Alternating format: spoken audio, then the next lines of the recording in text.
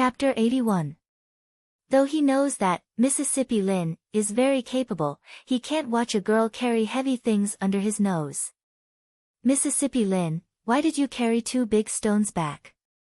Even with his strength, Lu Sanchun feels that the stones are heavy. He can't figure out why Lin Luoran, who looks so delicate, can carry them as easily as carrying 2 bags of vegetables. Lin Luoran smiles. There are also good things in the stones. You will know later. Lu Sanchun still doesn't understand. He just scratches his head and helps Lin Luoran carry the stones upstairs. It seems that Commander Qin is not at home. Lin Luoran goes to see Baojia first. She is no longer sweating and the Reiki inside her is stable. Commander Qin said that there are 5 kinds of Taoist root. Lin wonders which kind Baojia is. But wait, what kind of Taoist root is she? Lin Luoran suddenly remembers that she has been absorbing Reiki from the bead when she was meditating. The Reiki is so pure that it doesn't seem to be divided into different kinds. She has never tried to feel the 5 kinds of Reiki in the world. That day when she fought with Wen Guanjing, he just made a hand gesture and the fire Reiki was activated. Does he have the Taoist root of fire? Lin Luoran's amazing memory seems to be a bonus of cultivation. Now she recalls that although Wen Guanjing made the hand gesture very fast that night, he was interrupted several times. Therefore, Lin Luoran can observe him for several times for free. The trajectory seems to be like this. Lin Luoran moves her fingers slightly and walks out of Baojia's room slowly. She went to buy the jade and planned to study the magic circle on the jade pendant. Suddenly, she remembers that compared with engraving magic circles on the jade pendant, it should be easier for her to master the fireball when Guanjing casts that day. After all, she has observed the whole process of casting the spell. Unlike the magic circle on the jade pendant, which is blocked by cracks, Lin Luoran needs to keep studying and experimenting. The Qin family's villa is big with a quiet rooftop. Lin Luoran is afraid that the experiment in the house may destroy Commander Qin's house, so she goes to the rooftop. Lin Luoran takes a deep breath. She closes her eyes and recalls the whole process of Wen Guanjing casting the fireball. First, the middle finger and little finger of the right hand were straightened, and the other 3 fingers were crossed. Then, the thumb and middle finger were placed on the second knuckle of the ring finger. If one didn't have slender and soft fingers, doing this action would cause their hands to twist. Cultivation really wasn't something that ordinary people could play around with. Lin Luoran sighs in her heart. Then she follows the second movement of the Taoist hand gesture. It's just a small fireball. Following this movement, there are 36 Taoist hand gestures superimposed. Lin Luoran has an amazing memory. After thinking for a while, she can slowly display the set of 36 hand gestures. After recalling, Lin Luoran starts from the beginning again. She performs the 36 hand gestures one after another. The result is obvious. Lin Luoran is not a genius like those in novels. She can cast a fireball on her first try. God bless the 3 pristine Taoist masters. What the hell is happening in broad daylight? Lin Luoran is just a beginner. She doesn't think that she can master it after 1 try. Anyway, the weather is good today. She just lies on the rocking chair and ponders leisurely. Judging from Wen Guanjing's speed of making 36 hand gestures without any pause, Lin Luoran can tell that he must have practiced for many times. Lin Luoran is lying on the chair and her body is relaxed. However, her right hand keeps doing the 3 movements. When Ms. Huang asks her to have dinner, she can't help making the orchid fingers with her right hand. Seeing Ms. Huang's surprised look, Lin Luoran smiles embarrassedly and goes to the rooftop after dinner. Lin Luoran is fascinated by the 36 hand gestures and she doesn't ask why Commander Qin doesn't come back for dinner. Lin Luoran is not very smart since she was a little girl. She was able to get into a middle school in the county and go to a university in the provincial capital because of her perseverance. Lin Luoran can repeat the boring science questions over and over again. Now that she is interested in the spell of Fireball, Lin Luoran keeps repeating the movement without feeling annoyed. Lin Luoran has been practicing until the evening. Her hard work finally pays off. She is only 10 seconds slower than Wen Guanjing when he made 36 sets of Taoist hand gestures when she is fast enough. However, Lin Luoran still hasn't mastered the key to casting the spell of Fireball. She can't help but wonder if the 10 seconds slower can make a decisive difference. No, when Wen Guanjing cast the spell that day, the Reiki molecules around him responded to him. Lin Luoran tries to connect the dots and she finds nothing unusual. Does the spell of Fireball make the Reiki in the air respond to her? At this moment, Lin Luoran forgets that she doesn't know what kind of Taoist root she belongs to. In fact, even if she knows the nature of her Taoist root, she probably doesn't know that the nature of a cultivator's Taoist root determines the nature of the spell that a cultivator can cast. That is to say, if a cultivator is a cultivator with the nature of water and wants to cast the spell of Fireball, he can only use magic figures or some treasures with the nature of fire to help him temporarily. Lin Luoran closes her eyes and relaxes her body and mind. Gradually, she feels that the world is silent and she is the only one standing on the rooftop of the Qin family. After a while, she can't even feel where she is standing. She seems to be floating in the air.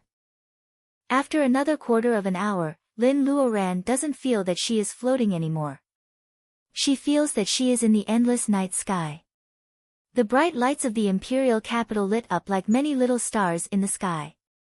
However, the beautiful scene in front of Lin Luoran is incomparable. After she is in the world, there are colorful light spots around her. Red, cyan, blue, gold, brown. Are they the Reiki molecules of the 5 elements? Lin Luoran is surprised by the beautiful scene in front of her. The light spots are like colorful fireflies flying in the air. They are more beautiful than any colorful lights. So, are the red elves with tails the Reiki molecules of the fire Reiki? Lin Luoran finally remembers her purpose. She carefully separates a strand of her spiritual mind to touch the Reiki of the little elves. The little elves are having fun on their own. Suddenly, a strange breath comes to Lin Luoran. Unlike the other 4 kinds of Reiki that play with them, Lin Luoran's spiritual mind doesn't pay attention to it at all. Lin Luoran's spiritual mind was damaged a few days ago. It looks dispirited and not aggressive, so it doesn't cause the agitated Reiki to attack it. Naturally, Lin Luoran doesn't pay attention to it. Lin Luoran tries to get close to the fire Reiki. After a long time, her spiritual mind is exhausted. In reality, her face is covered with sweat. At this moment, Lin Luoran is in such a mysterious state that she doesn't notice anything wrong with her body. When Lin Luoran tries to get close to the fire Reiki but fails, the bead in her right hand moves slightly. Above the cabin that Lin Luoran has been unable to enter, a flame comes out of nowhere. It jumps for a while and then goes into the cabin through the invisible inhibition. The cabin shakes for a while and then calms down. Lin Luoran can't see any change with the naked eye. On the other hand, the hazy Reiki in Lin Luoran's body sensitively and passively senses the change inside the bead. A strand of red Reiki is separated from the chaos. It seems that the Reiki doesn't want to stay with the Reiki of the same nature anymore and goes to other meridians. There are many subtle meridians hidden in the human body. Even some cultivators may not know how many meridians there are, let alone the doctors of the mortal world. In the long road of cultivation, even some cultivators with high personal ability don't know how many meridians there are. Cultivation has been passed down for many years and there is a set of fixed routes in it. Generations of cultivators covet the ready-made spells and spells, which are easy to remember and understand. They have long lost the use of exploring other meridians. After all, they don't need to use them for cultivation. Why waste time on studying them? Lin Luoran, on the other hand, has stepped onto the road of cultivation from a mortal world. She has no master to guide her.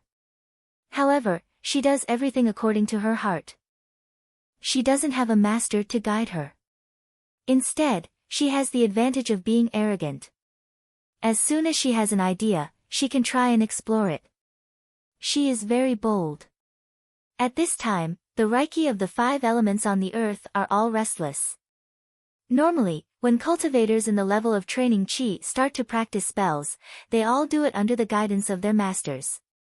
They are afraid that if they don't cast the spells properly and annoy the bad-tempered Reiki molecules, the spells will backfire on them. Lin Luoran is the only one who is fearless. She even learns the spell from Wen Guanjing, not to mention the guidance of a master. Lin Luoran doesn't feel anything. She feels something unusual in her body and wakes up from the state of perceiving the nature of nature. She wipes the sweat off her forehead and takes a rest. Then she relaxes and enters the state of inner vision. Huh? Why does that wisp of fiery red spiritual Qi in my body, which seems to have quite a personality and is hiding in another meridian to act like a big shot, look so familiar? Lin Luoran separates them and finds that they look the same as the fire Reiki with a small tail. Lin Luoran is excited. For the first time, the Reiki in her body have different properties. Does she have the Taoist root of the fire? No, even if the attribute of his Taoist root was accidentally awakened just now, the Reiki should have all turned fiery red. Why was there still so much Reiki with no attribute remaining in the original meridians without any movement? Lin Luoran thinks of a possibility and suddenly loses the motivation to continue learning the spell of Fireball. Cultivators with the Taoist root of a single nature are geniuses in cultivation. Jiang Mingyue has the nature of water and wood. The nature of water is complementary to the nature of wood, so she has a good aptitude. However, she has the nature of fire, but there is still a bunch of Reiki with unknown properties. Has it not been awakened? Chapter 82. In tens of thousands of years, those seniors who have advanced to higher realms have used their life experiences to summarize the essentials of cultivation for the younger generation.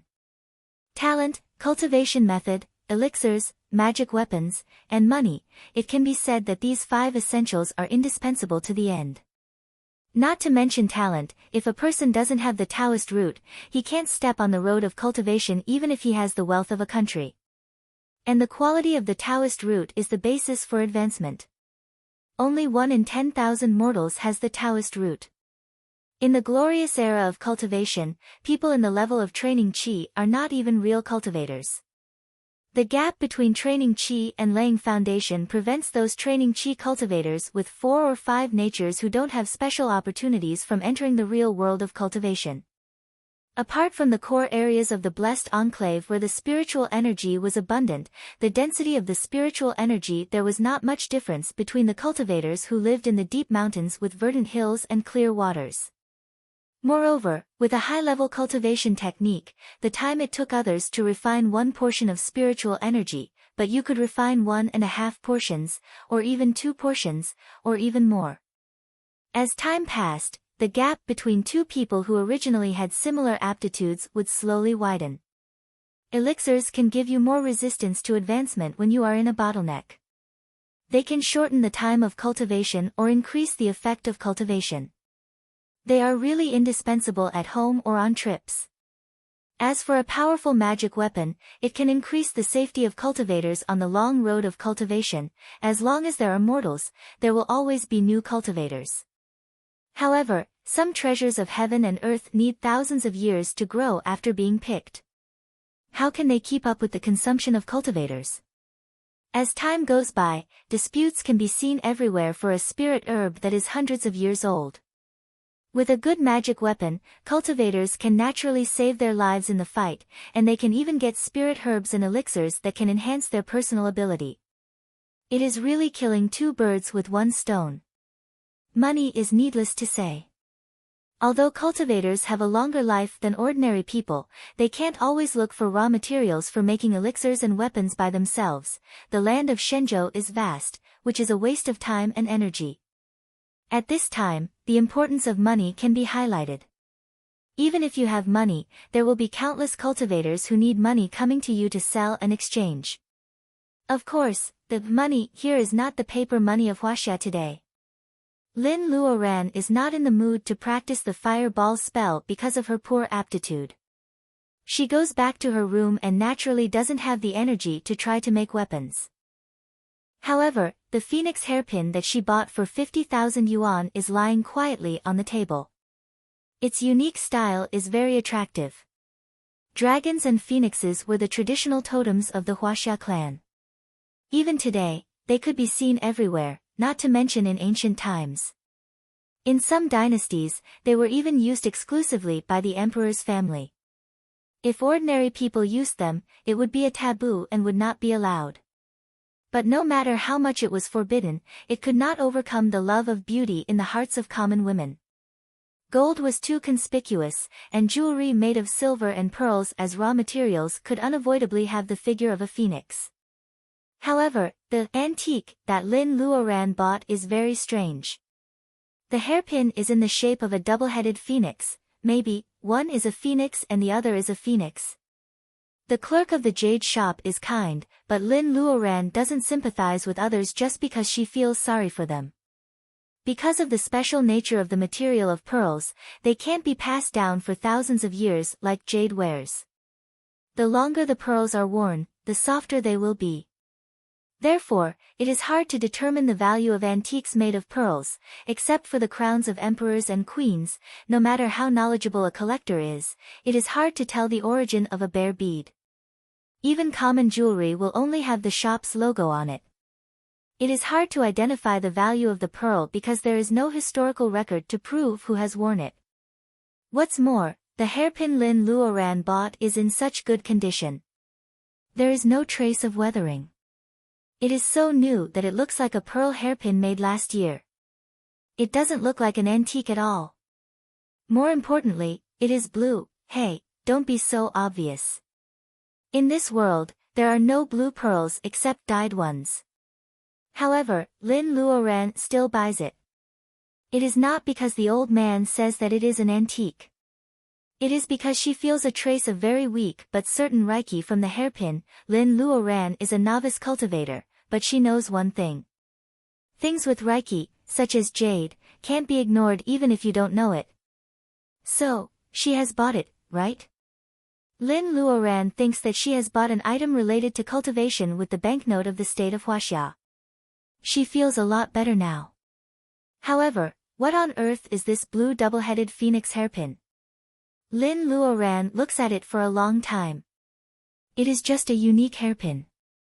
Is it a piece of jewelry worn by a female cultivator and has been with it for a long time, so it has a trace of reiki? Lin Luoran immediately rejects this idea. Not to mention that female cultivators may not wear earthly pearl hairpin. Even if there is an exception, ordinary materials can't keep reiki for such a long time. So, what on earth is this thing? Is it something like the jade pendant? Lin Luoran decides to have a try. When choosing the reiki in her body, she instinctively avoids the red fire reiki. The blue bead seems to be moist, so it should not be suitable for fire reiki. Reiki of no attribute seeps into the phoenix hairpin without any hindrance. As the blue light turns on, the whole phoenix hairpin changes amazingly. First, the double-headed phoenix is split into two. Then, the body of the hairpin is also cracked. If the cracks on both the phoenix head and the body of the hairpin are not so neat, Lin Luoran would think that she broke the blue pearl phoenix hairpin by testing it rashly. However, it's okay that you split up. What does it mean that you are growing up slowly? Lin Luoran frowns and says nothing. She doesn't know whether she should continue to fill the hairpin with reiki or not. She is afraid that this is a one-time high-risk item. Unfortunately, the only condition to activate it is to fill it with enough reiki. She can't be so unlucky, can she? Lin Luoran looks at the double-headed phoenix hairpin. No, it is now two single-headed phoenix hairpins. She looks at Commander Qin's elegantly decorated villa. If this is a bomb, she has no place to throw it. Chapter 83. The only thing Lin Luoran can do is to buy the two raw stones she bought. She promised to give the stone to Mu Tiannan, so she doesn't plan to cut it open. She just uses the bead as a Reiki converter to turn the rolling mist inside the jade into peaceful and absorbable Reiki. Lin Luoran thinks this is the fastest way to make money if she doesn't expose the fact that these cultivators who have a hard time with their personal ability can swallow the stone alive. Thinking that she may be kept in captivity by a group of cultivators to make this special jade as a profession, Lin Luoran shivers.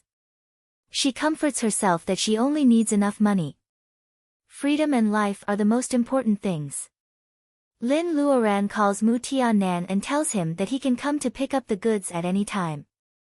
Lin Luoran enters the bead space that she hasn't taken care of for a long time. The fleece flower seeds she sowed before have already burst out of the soil and become sprouts. Lin Luoran has to pick up the bamboo poles in the space to make shelves for them one by one. This is really a big project. If she had known this earlier, she wouldn't have planted them together. Lin Luoran comforts herself while inserting the bamboo poles. Although it's hard now, she will get a batch of fleece flowers instead of one. There are hundreds of fleece flowers squeezed together. If she doesn't separate them, they will be entangled. When the fleece flowers are ready, Lin Luoran touches her nose. The 6-century-old ginsengs are full of small red fruits. They also choose this time to ripen. Fortunately, there is still some open space in the space. Otherwise, there will be no place for sowing after ripening, which will be sad. Immersed in the joy of harvest, Lin Luoran doesn't notice that the prohibition over the cabin seems to have a fiery red wave after she comes in. Then it immediately returns to normal. Looking at the vegetables piled up like a hill in the space, Lin Luoran wonders if she should take some out to eat. She always feels that it's a waste to just leave them in the space. The fireball spell, the magic circle, and the quality of the ginseng.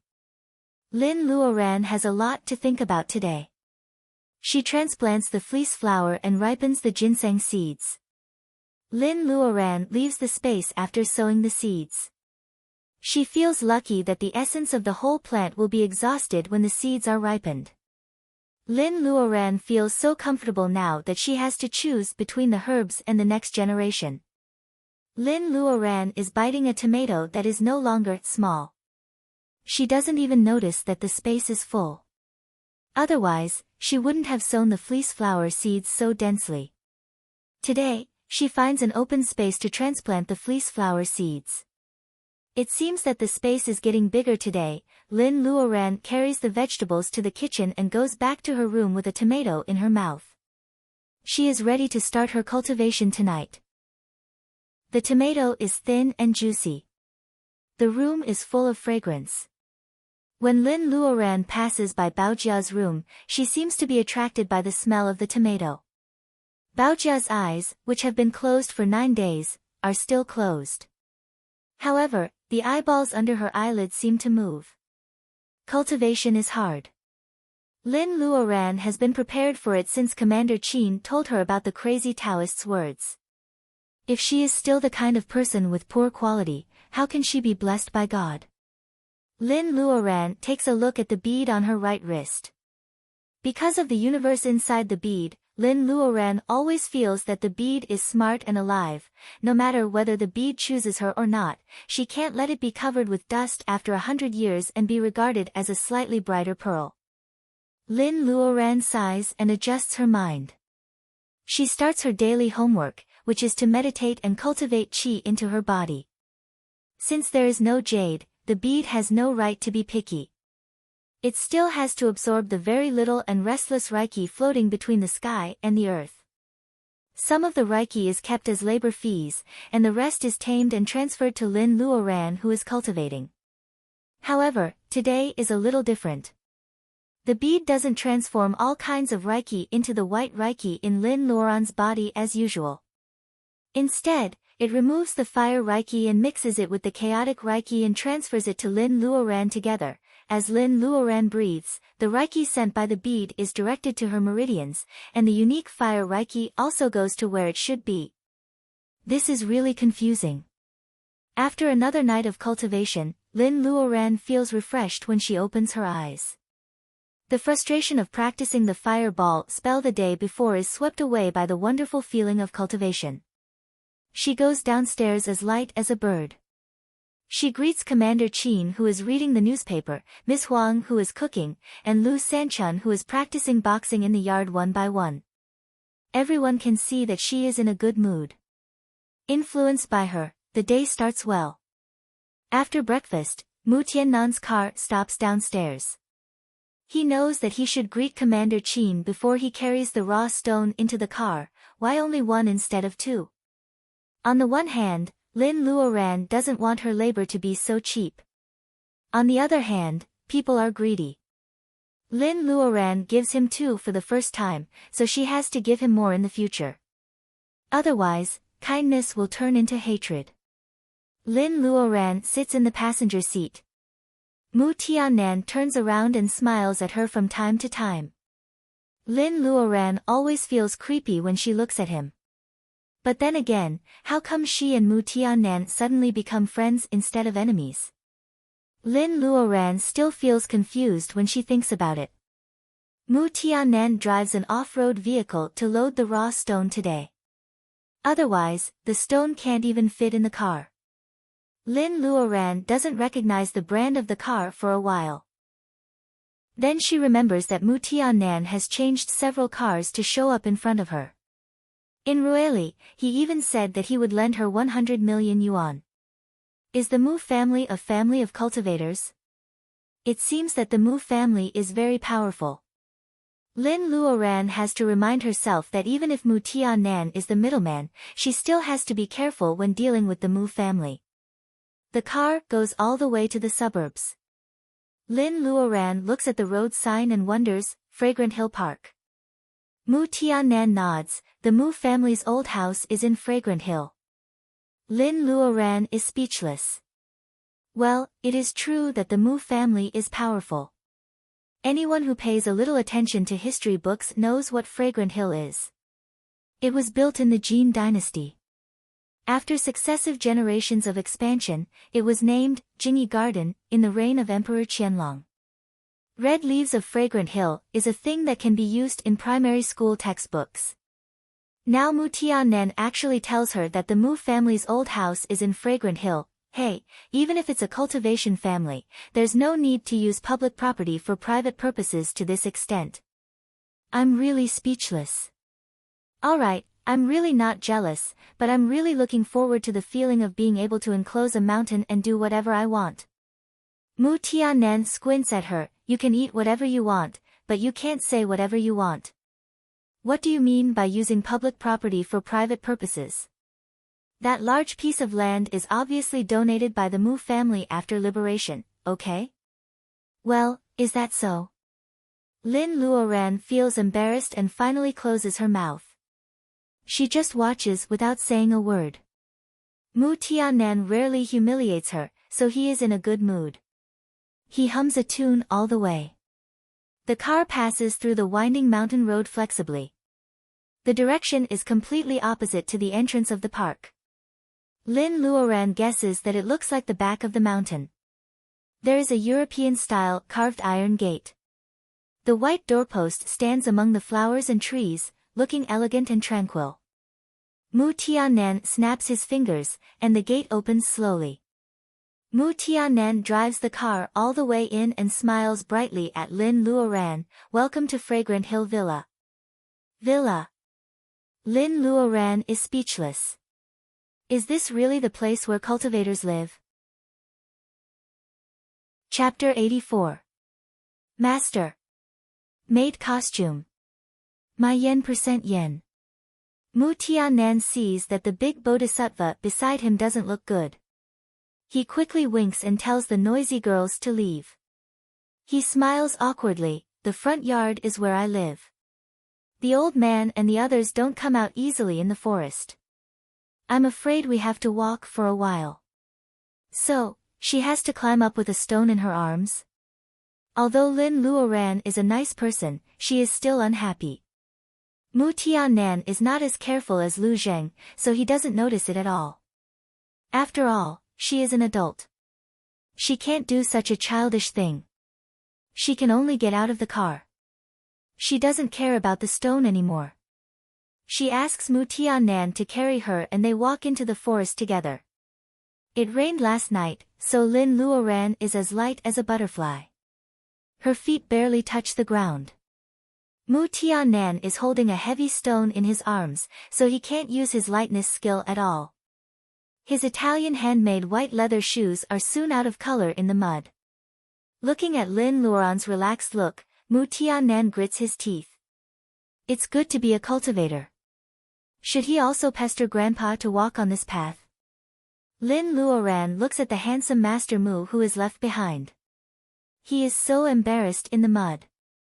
Lin Luoran's previous annoyance turns into a smile. She keeps on walking with a smile. There is no fork on the mountain. Lin Luoran and Mu Tiannan soon reach the end of the fork. It is a small cottage made of cattail straw.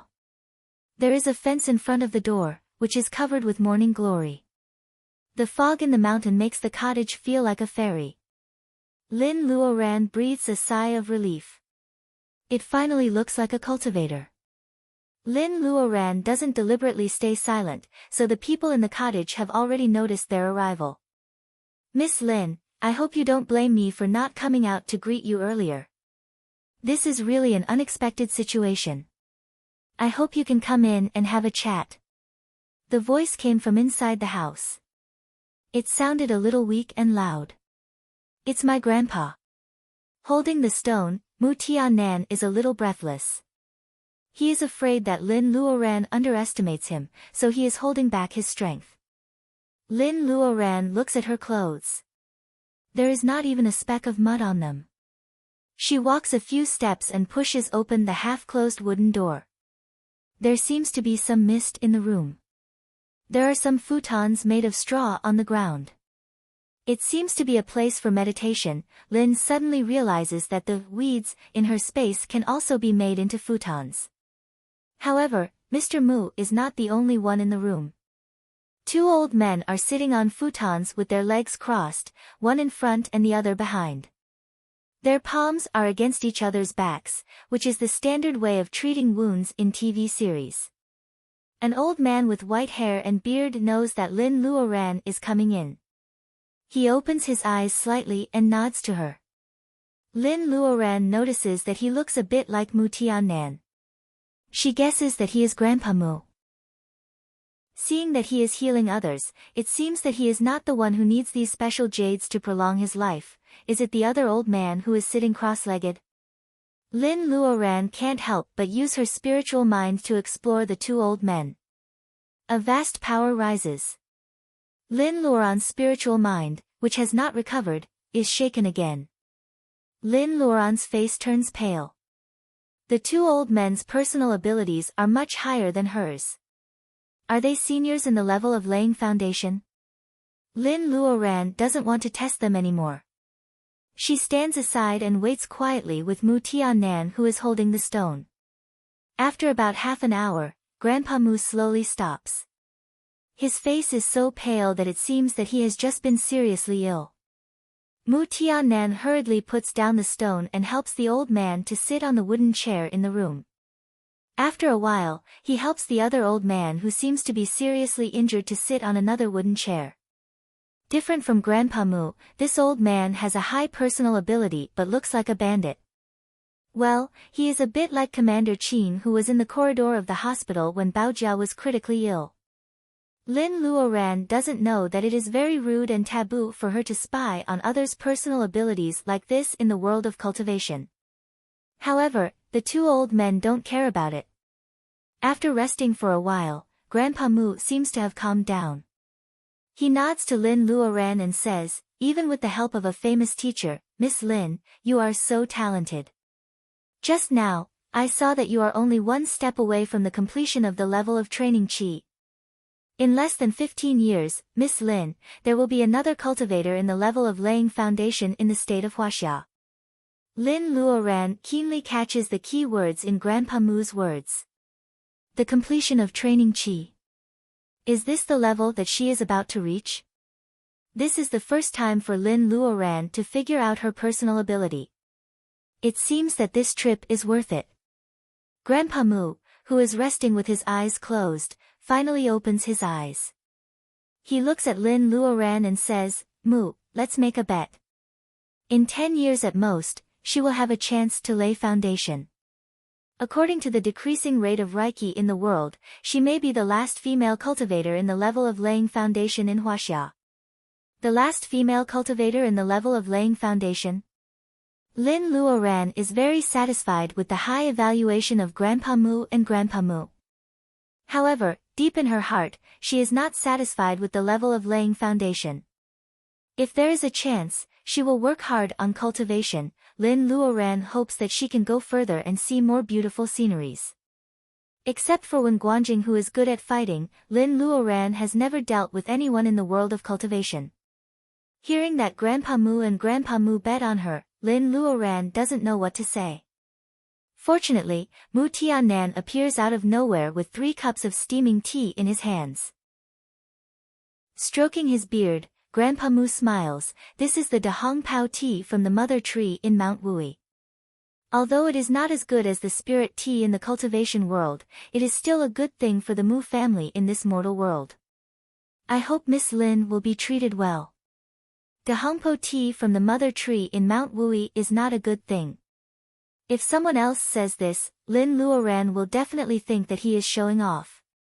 However, Grandpa Mu says it in such a natural and harmonious way. It's this master. Lin Luoran is not sure about her judgment and she can't say too much. Hearing that Grandpa Mu says the tea is good, Lin Luoran lowers her head and drinks the tea. Sure enough, her mouth is full of fragrance. The taste is different from the food in the space. It is a unique fragrance. When is she going to get a tea branch and plant it in the space? After the improvement and cultivation of the space, the Dahongpo tea with Reiki can be planted. Is it the spirit tea that Grandpa Mu mentioned? Before Grandpa Mu answers, Mu Tiannan can't help but say, "This is Grandpa Gua. I asked you for this jade to cure his wounds." The old man, who is called Grandpa Gua by Mu Tiannan, smiles bitterly. "I'm just an old bag of bones. I've done so much for you. It's better for me to return to the earth." Instead of being angry, Grandpa Mu laughs. "Here you go again. If you hadn't sneaked into that tiny country and been plotted against by the messenger of Orochi, you wouldn't have been injured for so many years." Orochi? Isn't it a creature in Neon mythology? Does it really exist? A thought flashes through Lin Luoran's mind. Could it be that the characters in Huaxia mythology are also cultivators? However, Grandpa Mu is a shrewd old man. He won't mention these things at this moment. Does this mean that Lin Luoran mentioned the reason why Grandpa Gua got injured on purpose to make her sympathize with him? Chapter 85. Grandpa Mu is embarrassed, but Lin Luoran is in awe. If she were in Grandpa Mu's position, she wouldn't be able to stay calm when she is seriously injured and waiting for the life-saving medicine. However, she is now standing in a dangerous building. Even Grandpa Mu, who is in the level of laying foundation, can't cure her injury. Lin Luoran is even less confident, with her Reiki which hasn't reached the completion of the level of training Qi. Don't be ridiculous. If it weren't for the mysterious power of the bead, she wouldn't have been able to save Baojia. Lin Luoran puts down the cup of tea and says, "Seniors, I have brought the Emerald Girl here." But, about Grandpa Gua's injury, Grandpa Gua waves his hand and says, "It's already a great favor for me that you are willing to give me such a precious thing. How can I let you take all the blame for my injury? Grandpa Mu and the others have their eyes on the master behind you. Though their motive is not pure, they are doing it for my sake. Miss Lin, please don't mind them." Mu Tiannan is as embarrassed as Grandpa Mu. It seems that they are indeed grandfather and grandson. Lin Luoran is not surprised that they are scheming against each other. Lin Luoran is not a rich girl who grew up in a honeypot. She never believes in love and hate for no reason in this world. Mu Tiannan's sudden change of attitude is a problem. If Lin Luoran really has a mysterious master, she can totally ignore the special department and the Mu family's request for help. As the saying goes, one powerful person can defeat 10 people. In front of absolute power, these forces are nothing. Lin Luoran is only willing to help them because she is in a good mood. However, only Lin Luoran knows that she doesn't have a master who is so powerful that these people are afraid of her. Therefore, before her strength grows to a certain level, she has to occasionally reveal that her master is a good thing in today's cultivation world. She doesn't want to get too close to it, but she doesn't want to avoid it to make people suspicious. She must confirm that she really has a so-called master. Therefore, hearing Grandpa Gua's words, Lin Luoran doesn't take all the blame for his injury. Instead, she takes the initiative to change the topic. I think the fragrant hill is beautiful and full of reiki. It is a good place for cultivation in the mortal world. The Mu family really chose a good place. Hearing that Lin Luoran changes the topic, Grandpa Mu says, Lin Luoran, this is your first time here. Why don't you show us around the mountain? Looking at the scenery is better than sitting. Lin Luoran readily agrees. Mu Tianan purses his lips. What about me? Grandpa Mu glares at Mu Tianan, and his sage-like demeanor is gone. Mu Tianan doesn't dare to say anything and leaves with the teacup. Master Gua stands up first. We're much older than you. We don't mind calling you Little Lin. What do you think? Lin Luoran stands up quickly and says, Mr. Gua, you are too kind. It's just a matter of address. Why not? Even if the cultivation of these two people was higher than her, they were the only known high-level existences in Huaxia. Even if they were older than her, the problem of how to address them was really a small matter. The three of them walk out of the cattail house and continue to walk along the path they came from. The yellow trees cover the sky. The entire fragrant mountain seems to be occupied by these trees, which will be red like flames in autumn. It is winter now, so the beautiful scenery of the red leaves on fragrant mountain is not here. However, there are thick fallen leaves on the ground. It is a special feeling to step on them. It is not bad. Seeing that Lin Luoran is interested in these ancient trees, Grandpa Mu explains, some of them were planted in the reign of Qianlong, and they are more than 200 years old. More than 200 years old? The trees have been flourishing for more than 200 years. What about Lin Luoran? After 200 years, will she successfully advance and explore a higher level of cultivation, or will she be trapped by the curse that people in Huaxia can only reach the level of laying foundation? Noticing that Lin Luoran suddenly looks gloomy, Grandpa Gua thinks for a while and says, Little Lin, you seem to be depressed. It is not easy for you to have such a high level of cultivation at such a young age. You should be young and proud. Why are you so depressed? Lin Luoran is 27 years old. Is it just a young age in the world of cultivation? Lin Luoran is ignorant about the path of cultivation and she doesn't even know a lot of common sense. Seeing that Grandpa Mu and Grandpa Mu are being kind, Lin Luoran thinks of an excuse to explain to this rookie cultivator, as you know, I am just an ordinary person in the secular world. I was lucky enough to step into the world of cultivation, but I don't know many taboos and common sense. According to Wen Guanjing, after 100 years of hard cultivation, I will become a skeleton in the wild. If I am lucky enough to reach the level of laying foundation, how long can I live? Lin Luoran's words refer to space. What Lin Luoran and Lin Luoran say proves their guess. Lin Luoran's so-called chance doesn't mean that she is chosen by a master, who cleanses her marrow with his own personal ability and makes her reach the completion of the level of training qi in one go. Grandpa Mu thinks highly of Lin Luoran's performance. However, Grandpa Mu and Grandpa Mu don't think that it is a problem that Lin Luoran doesn't know the common sense of the world of cultivation. Grandpa Mu doesn't answer Lin Luoran's question. Instead, he asks with a smile, how old do you think I am? Lin Luoran looks him up and down. Grandpa Mu looks healthy and energetic, just like Commander Qin. He seems to be in his 60s. Isn't he? Lin Luoran tells Grandpa Mu her opinion. Grandpa Mu and Grandpa Guo both laugh, not to mention Grandpa Mu. Cultivators in the level of training Qi can live up to 100 years old. Cultivators in the level of laying foundation can live up to 200 years old. Cultivators in the level of bearing essence can live up to 500 years old. Cultivators in the level of gathering essence can live up to 1,000 years old according to ancient books. Cultivators in the level of gathering essence can live up to 130 years old. Grandpa Mu laughs and points at Grandpa Gua. He is more careful than me. He is 127 years old. I am older than him.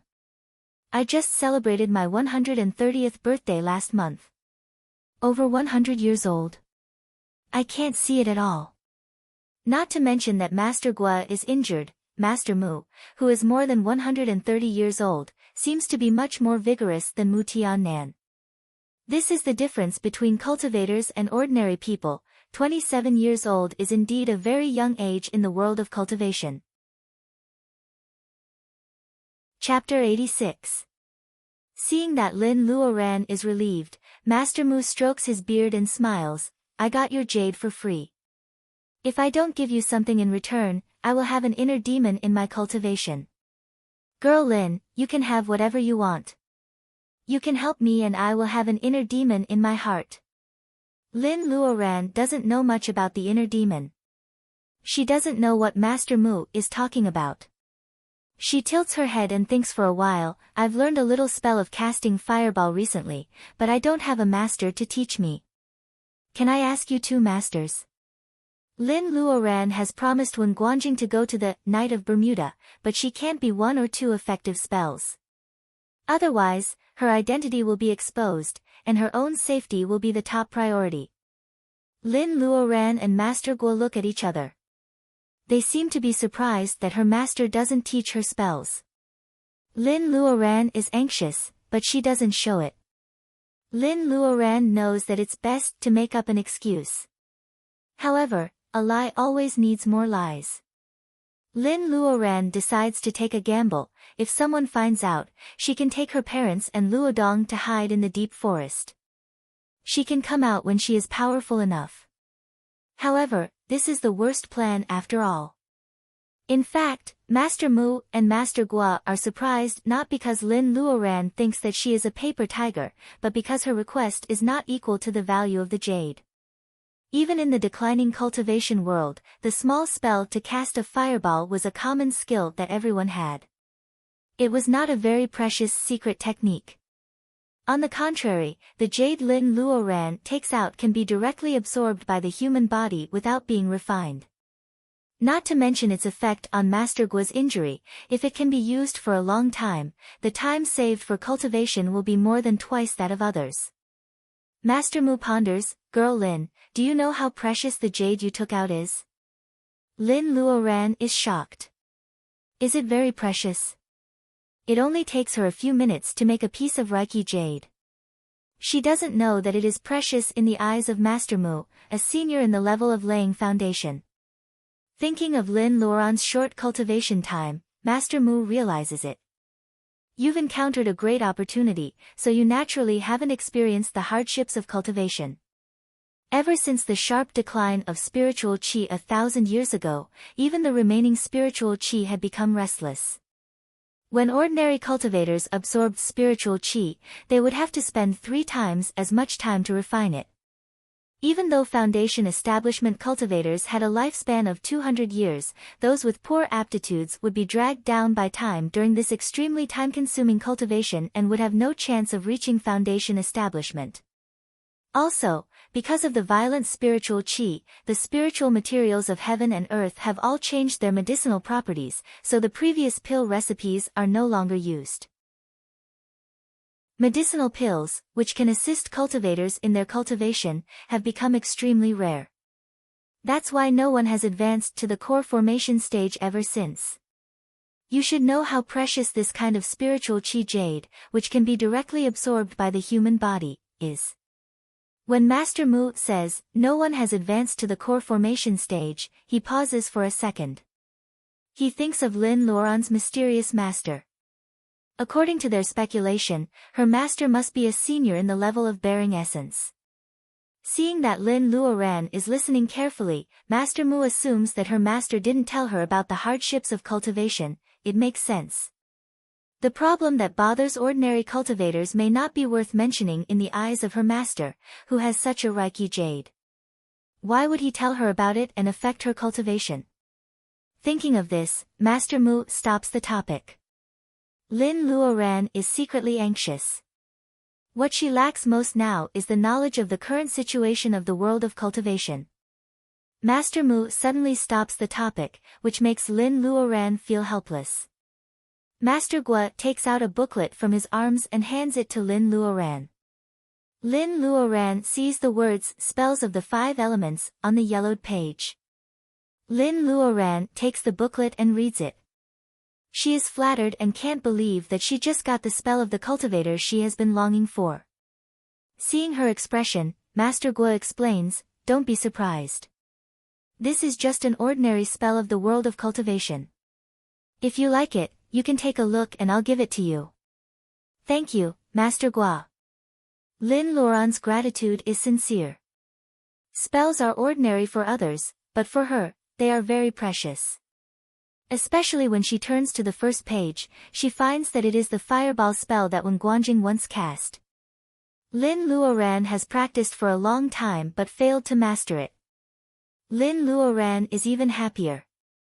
Seeing that Lin Luoran is happy, Master Mu and Master Mu both praise her for her kindness in their hearts. It is just a basic spell. How can it make up for the kindness of prolonging her life? Master Mu has to give her something in return. However, it is really a problem what to give her so that the disciple of a senior in the level of bearing essence will like it. Seeing that Lin Luoran is happy, Master Mu temporarily forgets the thought of returning the gift. He makes 2 gestures with his right hand and 4 mounds of earth appear on the ground. Feeling the fluctuation of Reiki, Lin Luoran has no idea what Master Mu is going to do. She stares at Master Mu's gestures without blinking and releases her spiritual mind to feel the fluctuation of Reiki.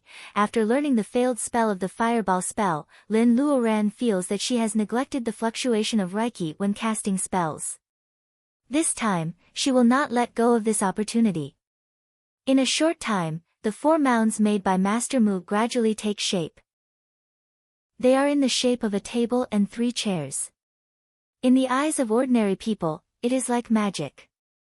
However, Lin Luoran feels that the brown Reiki molecules on the ground are constantly moving.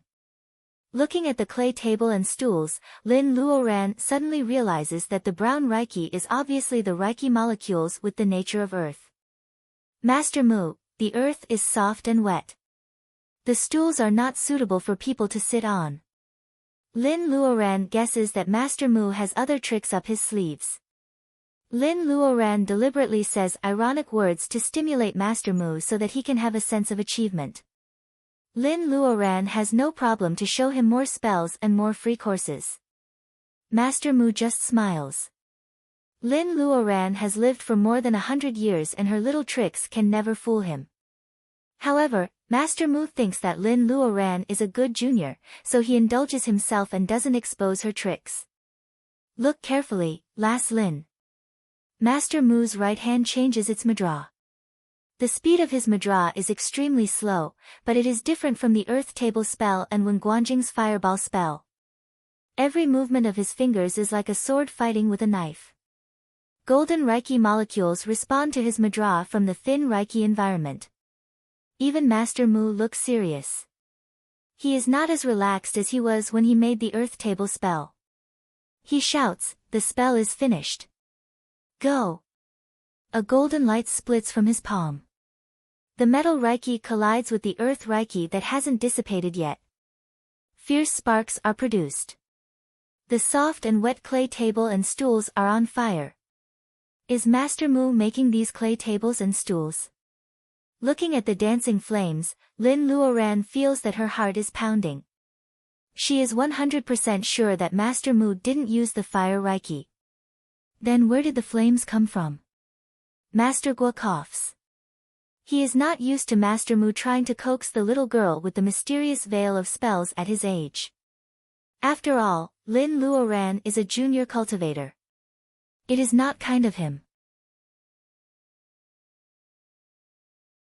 Chapter 87. Grandpa Mu doesn't care at all. Instead, he explains to Lin Luoran, your master might have told you that the nature of the Taoist root determines the magic weapons one can use and the spells one can cast. However, there are 5 elements in the world, and they reinforce and restrain each other. As long as you can successfully lay foundation, you can make use of the principle of the mutual promotion of the 5 elements to make some interesting changes. Take me for example. I have the nature of gold and earth, but I can use the collision of gold and earth to trigger a trace of fire Reiki to cast this spell.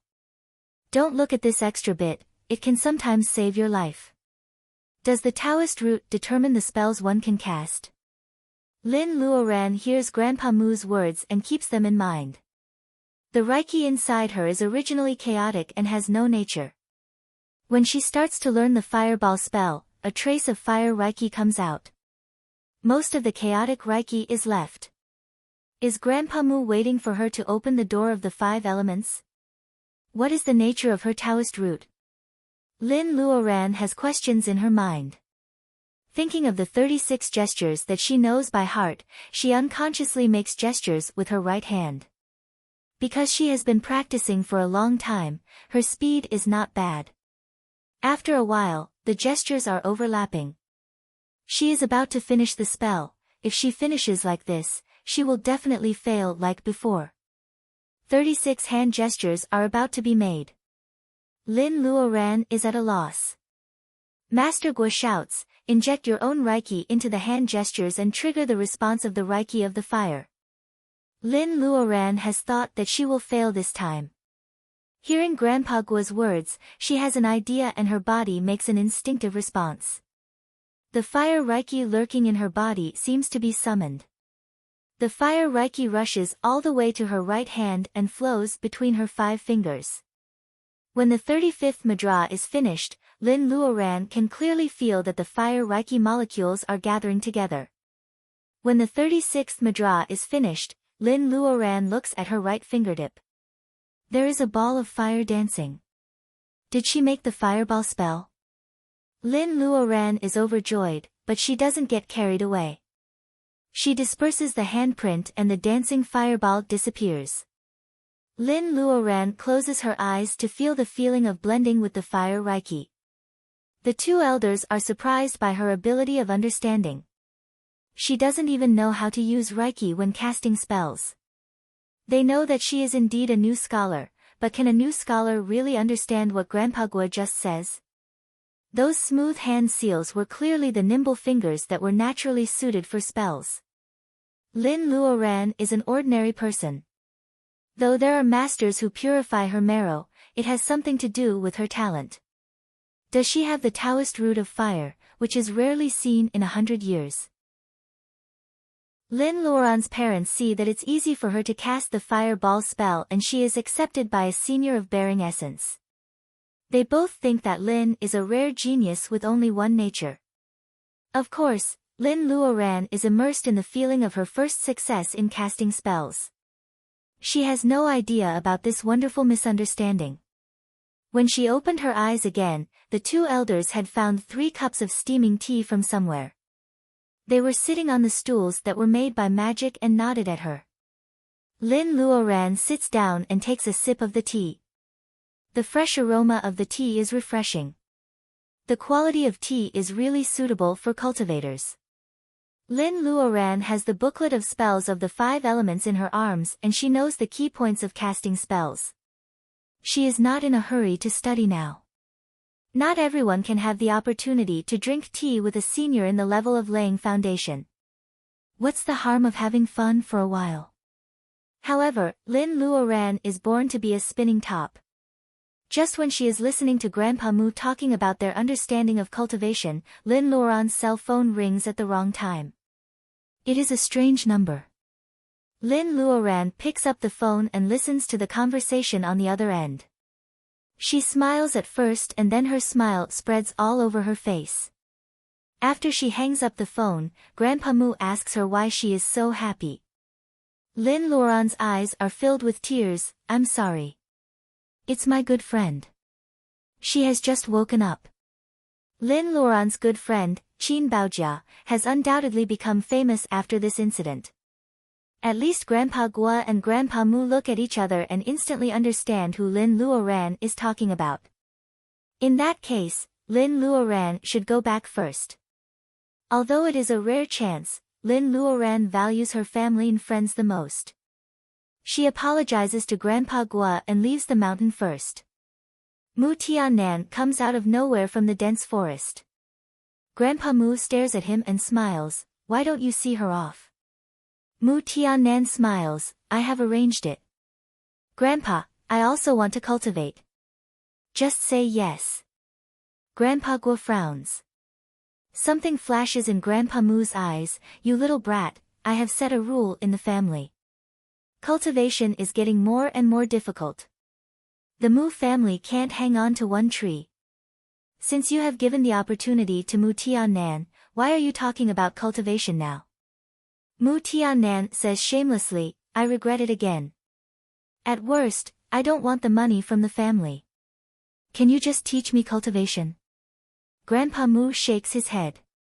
Mu Tiannan stomps his feet and runs away. He disappears in the forest.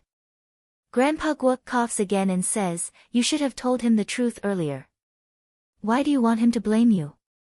Grandpa Mu smiles bitterly, my grandson looks like a fool. You have watched him grow up. You know he is the most arrogant person in his bones. If I told him the truth, who knows what he would do based on his stubbornness. I don't want him to blame me for the rest of his life. As long as he is safe for the rest of his life. Safe for the rest of his life? Grandpa Gua sighs. He is not sure whether this is what Mu Tiannan wants or not.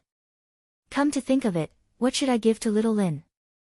Grandpa Gua's question confuses Grandpa Mu. Yes, what should he send to make the relationship between them closer? Lin Luoran jumps out of the car sent by the Mu family and runs to the Qin's villa. Aunt Huang opens the door for her and her face is full of joy. They are all upstairs. Miss Lin, please go upstairs.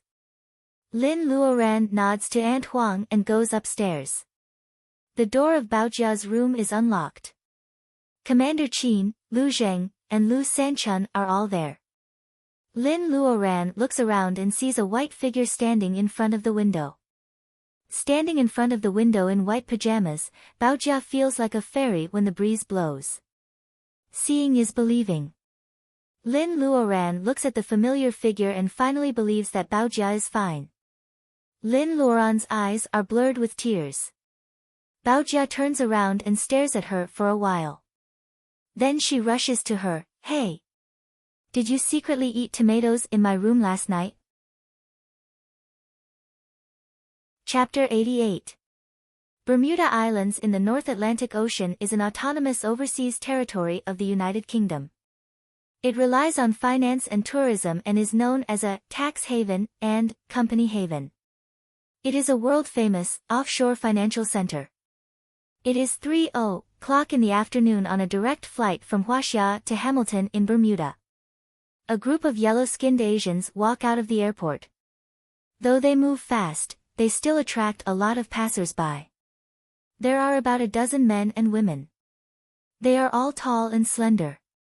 Half of their faces can be seen under the sunglasses. They are all good-looking. Two foreign men carrying big bags are surprised. Mike, is this a model team from Asia? Is there a show in Hamilton? Look at the beauty leading them. Lin Luoran's sunglasses cover most of her face. However, her temperament is as sharp as an unsheathed sword. In the eyes of foreigners, Lin Luoran is like a tall, big-mouthed beauty in Europe and the United States. Lin Luoran's temperament melts the aesthetic difference between the East and the West.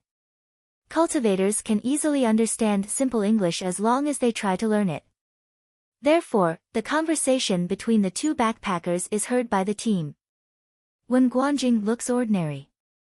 In the eyes of foreigners, he is an Asian. He is not wearing sunglasses. Glancing at Lin Luoran, who is walking in front of him, he can't even tease her. Of course, they have already arranged some cars. There are several inconspicuous business cars with the sign of Expedition Team. In Bermuda, which is a tourist paradise full of luxury cars, these cars can only be regarded as ordinary cars. Huaxia people are indeed moderate. Lin Luoran bends down and sits in the passenger seat. Then she takes off her sunglasses. Some of them are young talents in the cultivation world of Huaxia. However, they are timid in front of Lin Luoran. They push each other and don't dare to sit in the same car with her. When Guanjing touches his nose and sits in the back seat, the driver finally starts the car. Brother Wen, I heard that Huaxia is not the only one participating in this mission. Lin Luoran sees Wen Guanjing sitting still in the rearview mirror. She doesn't know whether it is a good idea or not. Since these temporary teammates know that she has met Master Gua and Master Mu, they all want to talk to her but dare not to disturb her. Lin Luoran has to re-evaluate the status of Master Mu and Master Mu in the cultivation world of Huaxia. However, this trip to Bermuda is not a sure thing. Lin Luoran doesn't want her teammates to be afraid or disdainful of her. A harmonious team relationship is the most likely way to save their lives. When Guanjing adjusts his mentality. Hearing that Lin Luoran is only about to complete the level of training qi, when Guanjing sighs. Different people have different fates. He used to be the most powerful cultivator among the new generation of cultivators in the state of Huaxia, but he is easily defeated by this girl, who has only been cultivating for a few months and has been defeated by a master cultivator. When Guanjing is upset at first. However, after hearing Master Mu and Master Gua's comments about Lin Luoran, when Guanjing knows that Lin Luoran is not only talented, but also has a good character. When Guanjing's dilemma turns into an epiphany, maybe Lin Luoran, who can stand up for Immortal, is different from them. Thinking of these thoughts, when Guanjing gives Lin Luoran an answer quickly, yes, the US, the UK, Europe and Japan. There are more than 10 countries in total. Lin Luoran doesn't say anything. Instead, she closes her eyes to rest in the passenger seat. Of course, if you have good eyesight, you can see that Lin Luoran is stroking a beautiful blue double-headed phoenix hairpin in her right hand. As Lin Luoran fiddles with it, there is a trace of blue luster flowing on the hairpin, which can easily be ignored by the naked eye under the sunlight. It is different from before. This phoenix hairpin seems to be unlocked, and it is no longer an ordinary hairpin. When Guanjing feels the fluctuation of Reiki in Lin Luoran's hands all the way. This is also one of the reasons why the outstanding cultivators dare not to get close to Lin Luoran. It is said that the hairpin is a spirit weapon, and no one knows how powerful it is. It is better not to mess with the disciple of a master. Hello. In such a depressing atmosphere, Lin Luoran's cell phone suddenly rings. Luoran, have you arrived there? Baojia's energetic voice comes from the other end of the phone. Lin Luoran is very happy every time she hears Baojia's voice. People always cherish what they almost lose. Baojia was seriously injured a few days ago, and Lin Luoran feels lucky that her friend got a blessing in disguise. Lin Luoran's cold temperament fades a little. She smiles, I just got off the plane. How about you? Have you met my parents? I took Mr. and Mrs. Lin to the villa at the back of the mountain in the Qingqing city. Luodong is also there. You can do whatever you want in Bermuda with him. Baojia pauses for a while. It seems that she is going to ask Mr. and Mrs. Lin to talk to Lin Luoran. Lin Luoran vaguely hears her parents saying that international calls are too expensive. Only Luodong takes the phone and calls Lin Luoran sister. Lin Luoran can feel the longing of her family from a long distance. The night of Bermuda begins in advance, so Lin Luoran has no time to spare. Since Baojia's accident, Lin Luoran has not been home yet. Lin Luoran says something to Baojia and then hangs up. Mr. and Mrs. Lin can't change their temperament in a short time. Lin Luoran calls to reassure both of them. She can only do this much without actually meeting them. The villa in the Qingqing city that Baojia mentioned is a gift from Master Mu and Master Gua. Lin Luoran has never seen it herself. Lin Luoran will accept the gift as a thank you gift for the jade. The house is not the most important thing. It is said that the current schoolmaster of the Qingqing city is also a cultivator, a good friend of Mr. and Mrs. Lin. He is also a senior in the level of laying foundation. Lin Luoran is not afraid of Ellie, but she is worried that the Zhou family will trace it back to her. Although this matter has been suppressed by the special department, the Zhou family may do something behind the scenes. After all, the Zhou family is a family of officials in the capital. It is really easy for them to find trouble with the Lin family.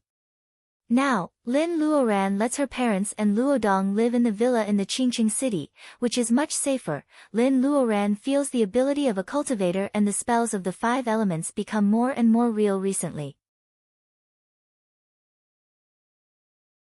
Chapter 89. Lin Luoran and her companions stay in a famous 5-star chain hotel, which has nothing to do with public expense reimbursement. After all, they are all cultivators. Not to mention the support of their families, they occasionally humbly take on some side jobs. Booking a room in such a hotel all year round is just a drop in the bucket. If the young cultivators in this group are all outstanding like a group of elegant white cranes, Lin Luoran is even more outstanding like the red-crowned crane in this group of white cranes. Pushing open the revolving door, they see the clean and grand lobby of the hotel. The check-in procedure is already done. Lin Luoran and her friends just need to check in. In the corner of the lobby, there is a man and a woman who have been staring at Lin Luoran and her friends since they come in. Their eyes are shining with greed. The woman has wavy chestnut-colored hair.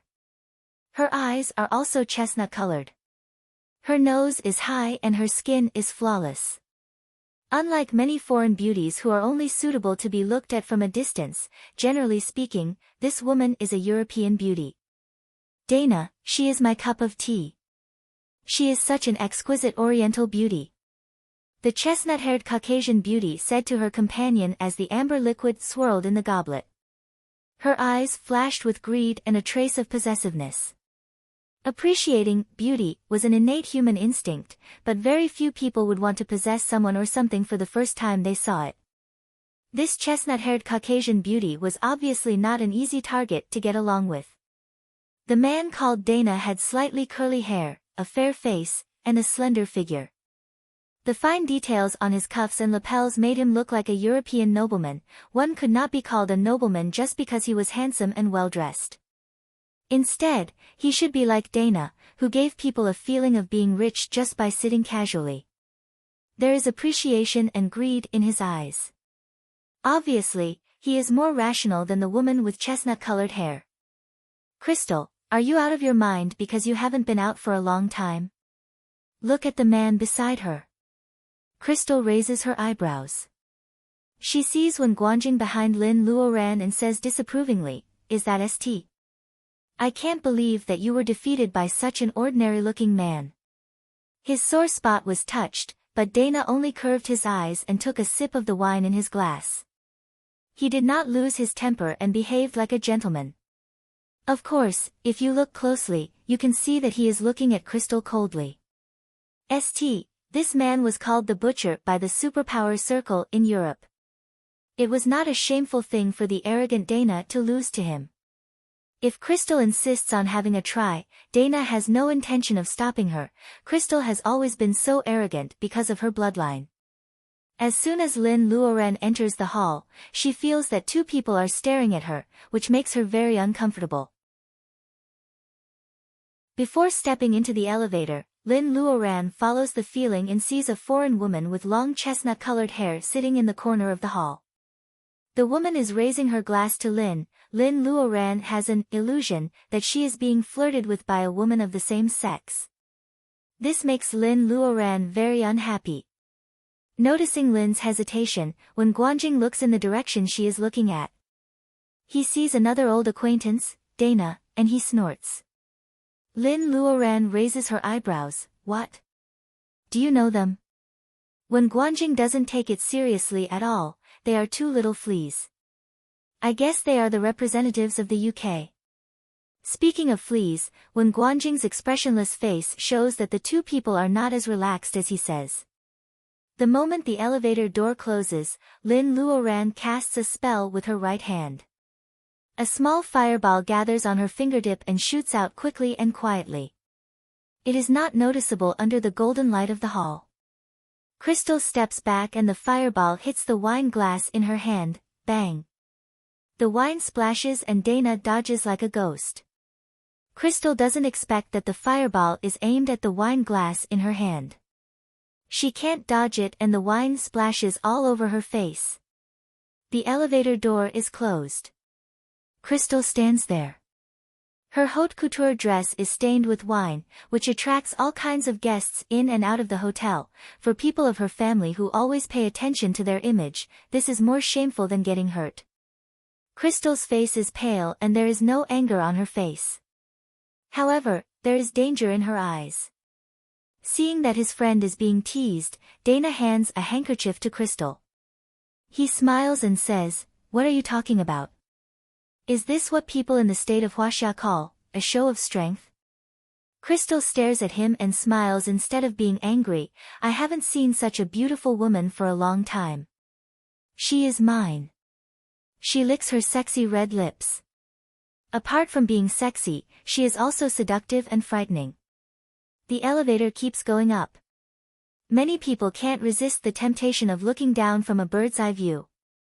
Therefore, most of the suites are on the top floor, which is a good arrangement for the customers. Lin Luoran is not reckless, but she has never been a pushover. It is normal for her to give an appropriate warning to those who speak disrespectfully. Lin Luoran's move is fast and stealthy. Among all the people here, only Wen Guanjing is aware of Lin Luoran's action. On the way up, Lin Luoran notices that Wen Guanjing is hesitating to say something. She says in a low voice, "He is not one of us. He will be our opponent sooner or later in the night of Bermuda. Now he is just an appetizer. Brother Wen, don't worry." Wen Guanjing, whose nickname is St, certainly doesn't care about this. Lin Luoran is more or less their secret weapon. Wen Guanjing is just worried that Lin Luoran will expose her strength in advance so that her opponent will be prepared. Hearing Lin Luoran's words, Wen agrees. It will happen in a few days anyway.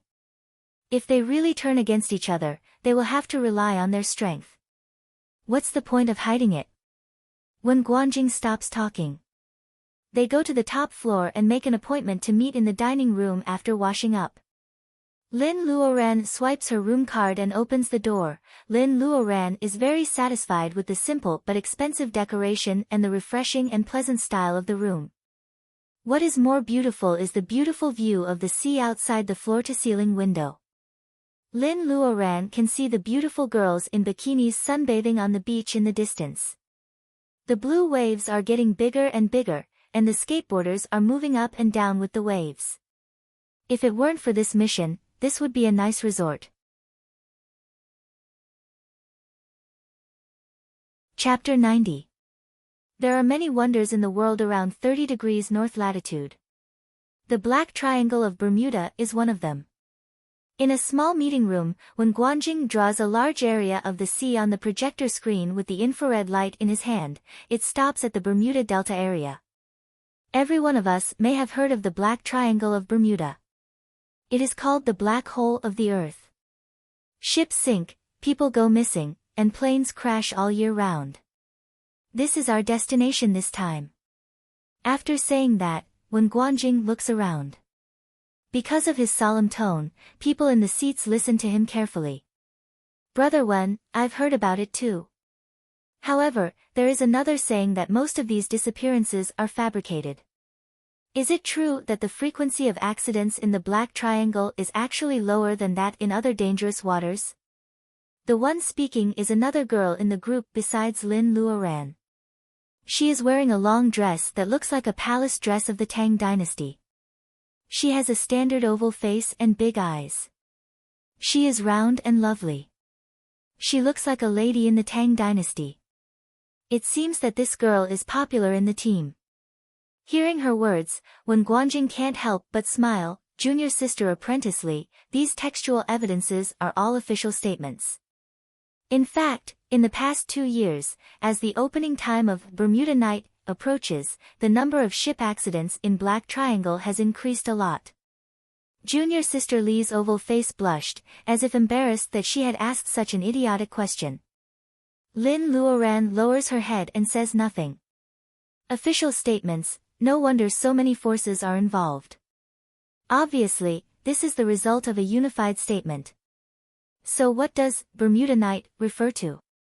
When Guanjing doesn't know what Lin is thinking, but he still says, these are all superficial information. In fact, there is a secret land hidden at the bottom of the delta, it is specially prepared for cultivators. Secret land. Lin Luoran rolls her eyes. It is exactly what she thought at the beginning. When Guanjing said that they can keep whatever they find, Lin Luoran has suspected that the so-called Night of Bermuda is a treasure-hunting mission of the cultivation world. Secret land? Sister Li's eyes light up. Brother, are there treasures in it? When Guanjing nods, there are not only treasures, but also opportunities to lay foundation.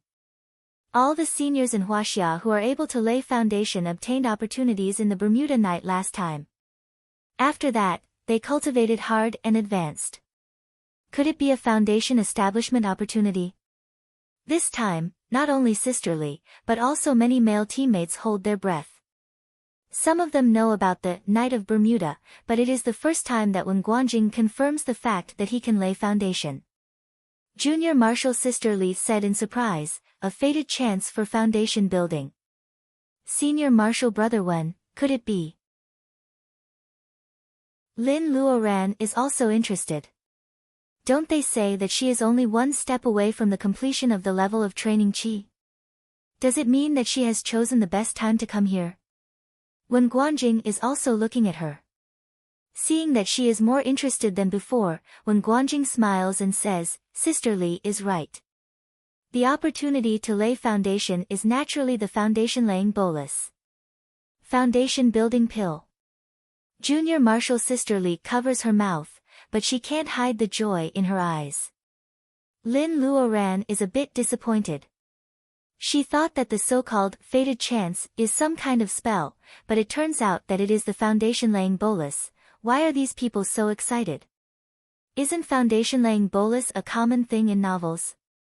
Is it difficult to make foundation-laying bolus? Lin Luoran frowns. She is counting on growing herbs in the space so that she can make bolus in the future. Everyone looks at her as if she is an idiot. When Guanjing coughs and says, Sister Lin, since the Reiki in the world became restless, many spirit herbs have been destroyed. Besides, the formula of foundation-laying bolus has been lost. It is impossible to make foundation-laying bolus now. In the world of cultivation, strength is the most important thing. Except for those who are related by blood or in the same school, seniority is determined by the growth of strength. When Guanjing calls Lin Luoran sister, which is another reason why everyone dares not to approach Lin Luoran. Lin Luoran is not used to it, but she insists, Brother Wen, let's just call each other our own. What about the lost formula of foundation-laying bolus? This is another story in the world of cultivation. If you are interested, how about I tell you in private? Everyone's attention is on the secret land of Bermuda. Lin Luoran is sensible enough. Since when Guanjing doesn't intend to hide it from her, it doesn't matter if she tells him earlier or later. However, when Guanjing insists on calling her sister, he is so stubborn. If she can find the formula of foundation-laying bolus, Lin Luoran won't be so worried about the foundation-laying bolus that when Guanjing talks about, Brother Wen, since there is a chance to get foundation-laying bolus in the secret land, why don't more people from our department go there? Lin Luoran has noticed that although when Guanjing said that this is a very important mission, only young cultivators from the world of cultivation from the state of Huaxia come. Including her, there are only 10 people. Obviously, there is a reason. When Guanjing smiles bitterly, the secret land is very strange. Only cultivators in the level of training Qi can enter. There are not only foundation-laying bolas for cultivators from the state of Huaxia, but also secret medicines for foreign cultivators. After years of negotiation, only 10 people from the state of Huaxia are allowed to enter the secret land. Sister Li covers her mouth and smiles, then there is no other way. We have to go in and get 2 more boluses. When Guanjing turns off the projector, Sister Li, Reiki in the secret land is a world of its own. In addition to elixirs and spirit herbs, there are also many monsters that can only be killed by a group of people. Otherwise, the secret land wouldn't attract so many people. However, the most dangerous thing is not the monsters, but the cultivators who are not of our own kind. Last time when the secret land was opened, 25 cultivators in the level of training Qi from the state of Huaxia entered the secret land, but only 5 came out alive. Before that, the 8-nation coalition army invaded the state of Huaxia. You know how those cultivators died? Lin Luoran is thinking. According to Wen Guanjing, all the cultivators who died of monsters were killed by foreign cultivators. Why does it sound so strange? Lin Luoran lowers her head to hide her emotions. The situation inside depends on the mouth of the people who come out. Those who want to kill people because of treasures may not be foreign cultivators. It seems that she has to be careful. But wait, what did Wen Guanjing say just now? Only cultivators in the level of training Qi can enter the secret land. Was he lying to her when he said that he would ask her master for help? Chapter 91. The moonlight shines on the surface of the sea. The waves are moving up and down, making the water sparkling. A big white cruise ship stops in the middle of the sea. The ship looks hazy and magnificent under the moonlight. In the dim moonlight, Lin can see that there are more than 100 people standing on the deck. The difference in skin color and hair indicates that they are from different countries and places. It's past 1:00 in the morning, but the people on the deck are not sleepy at all. They are all quietly staring at the slightly calm sea. To be honest, it's hard to tell that the sea area within 100 miles belongs to the Bermuda Delta just by looking at the situation. Lin Luoran is standing behind Wen Guanjing. Li Shi whispers, "Sister Lin, look at the atmosphere. It's like a horror movie." She pouts and moves closer to Lin Luoran. Hearing this, Lin Luoran is speechless. It has only been 1 day and Li Shi has been following Lin Luoran all day long, calling her Sister Lin and asking her all kinds of questions. She is very interested in everything about Lin Luoran. Lin Luoran is speechless that Li Shi can say something like this in such a serious atmosphere. However, as a Huaxia woman, Lin shakes her head and reminds Li to wait patiently. Seeing that some people are looking at them, Li Shi is a little embarrassed. She sticks out her tongue and finally calms down. Lin Luoran doesn't find it hard to wait. She is very patient in front of such a big event.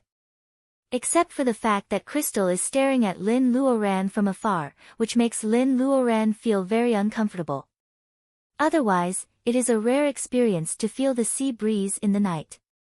Especially in the vast sea, there is a huge amount of water Reiki that is incomparable to anywhere else. Li Shi also calms down. Lin Luoran can finally calm down and absorb Reiki. It is like putting the bead into a pot of boiling oil. Instead of absorbing Reiki crazily, the bead melts itself into the oil and absorbs the water Reiki quietly. Lin Luoran has the potential to make a fortune by robbing others. The bead is the aureole while Lin Luoran is the mantis. The restless water Reiki is like a pot of boiling oil. The bead works hard to convert the Reiki from the middle tower bridge. Most of the Reiki in the bead benefits itself and the plants in the space. Lin Luoran can absorb a little bit of the Reiki, which is more than enough for her. The strange thing is that when Lin Luoran was practicing the fireball spell, the Reiki inside her changed. The chaotic Reiki was separated from the fire Reiki. Later, she practiced according to the spells of the 5 elements taught by Grandpa Gua. It was very easy for her to learn spells. Her chaotic Reiki can also cast spells of the other four natures, and the Reiki inside her body is no longer separated. Lin Luoran is not sure whether this is a good thing or not. She decides to think about the difference after the incident in the secret land of Bermuda is over. The abundant Reiki here makes Lin Luoran feel so comfortable that she wants to stretch and yawn. While everyone is waiting, Lin Luoran is seizing the time to cultivate. She is getting better and better. After a long time, she feels someone is pushing her. Lin Luoran opens her eyes and sees Li Shi, her senior sister Lin, look. This time, Li Shi, is not bothering Lin Luoran because she is bored. At this time, the moon is about to rise to the highest point in the sky.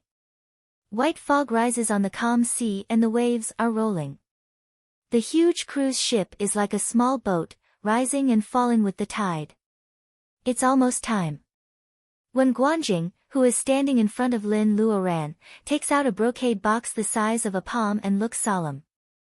When Guanjing is not the only one who does the same thing. Almost every country here has a representative who takes out the same brocade box. They all look serious. At this moment, they have to sit down and talk about their own affairs. It feels like a world summit. The white fog on the sea is getting thicker and thicker. The moon finally rises to the highest point in the sky. When Guanjing takes the lead and the others open the brocade boxes one by one. When the moonlight shines down, small balls of light rise from the boxes. Lin Luoran looks at them and finds that these balls of light are jade pieces of the same size. The jade pieces rise slowly and fly to the sky above the sea.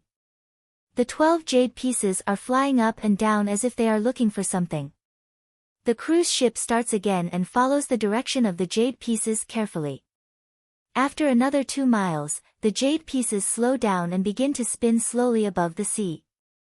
The automatic navigation function of the jade pieces makes people who see this scene for the first time unable to take their eyes off it.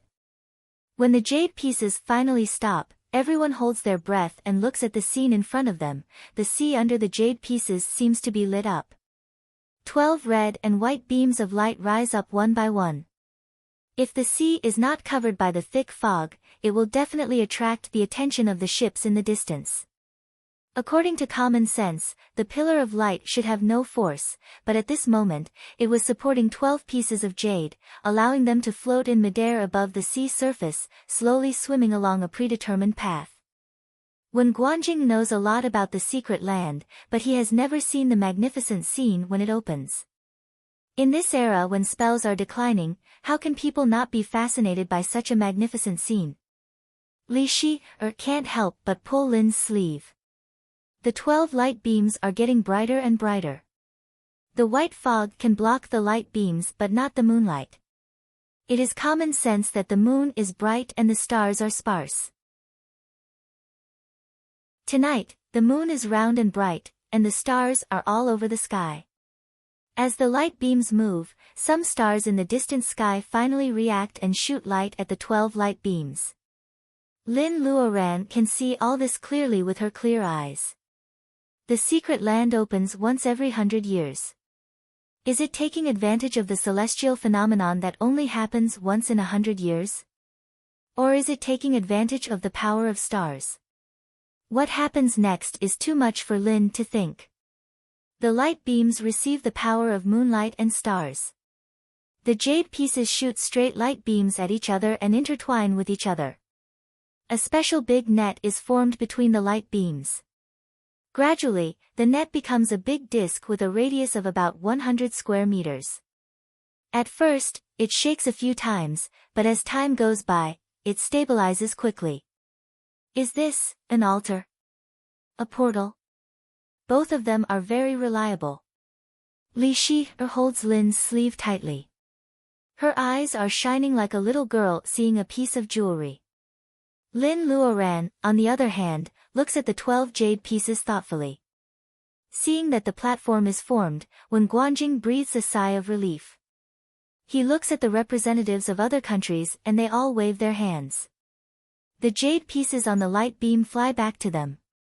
When Guanjing treasures them so much that he locks them in the small brocade box and puts them away in a blink of an eye. Even Lin Luoran can't see where he has hidden them. Let's go.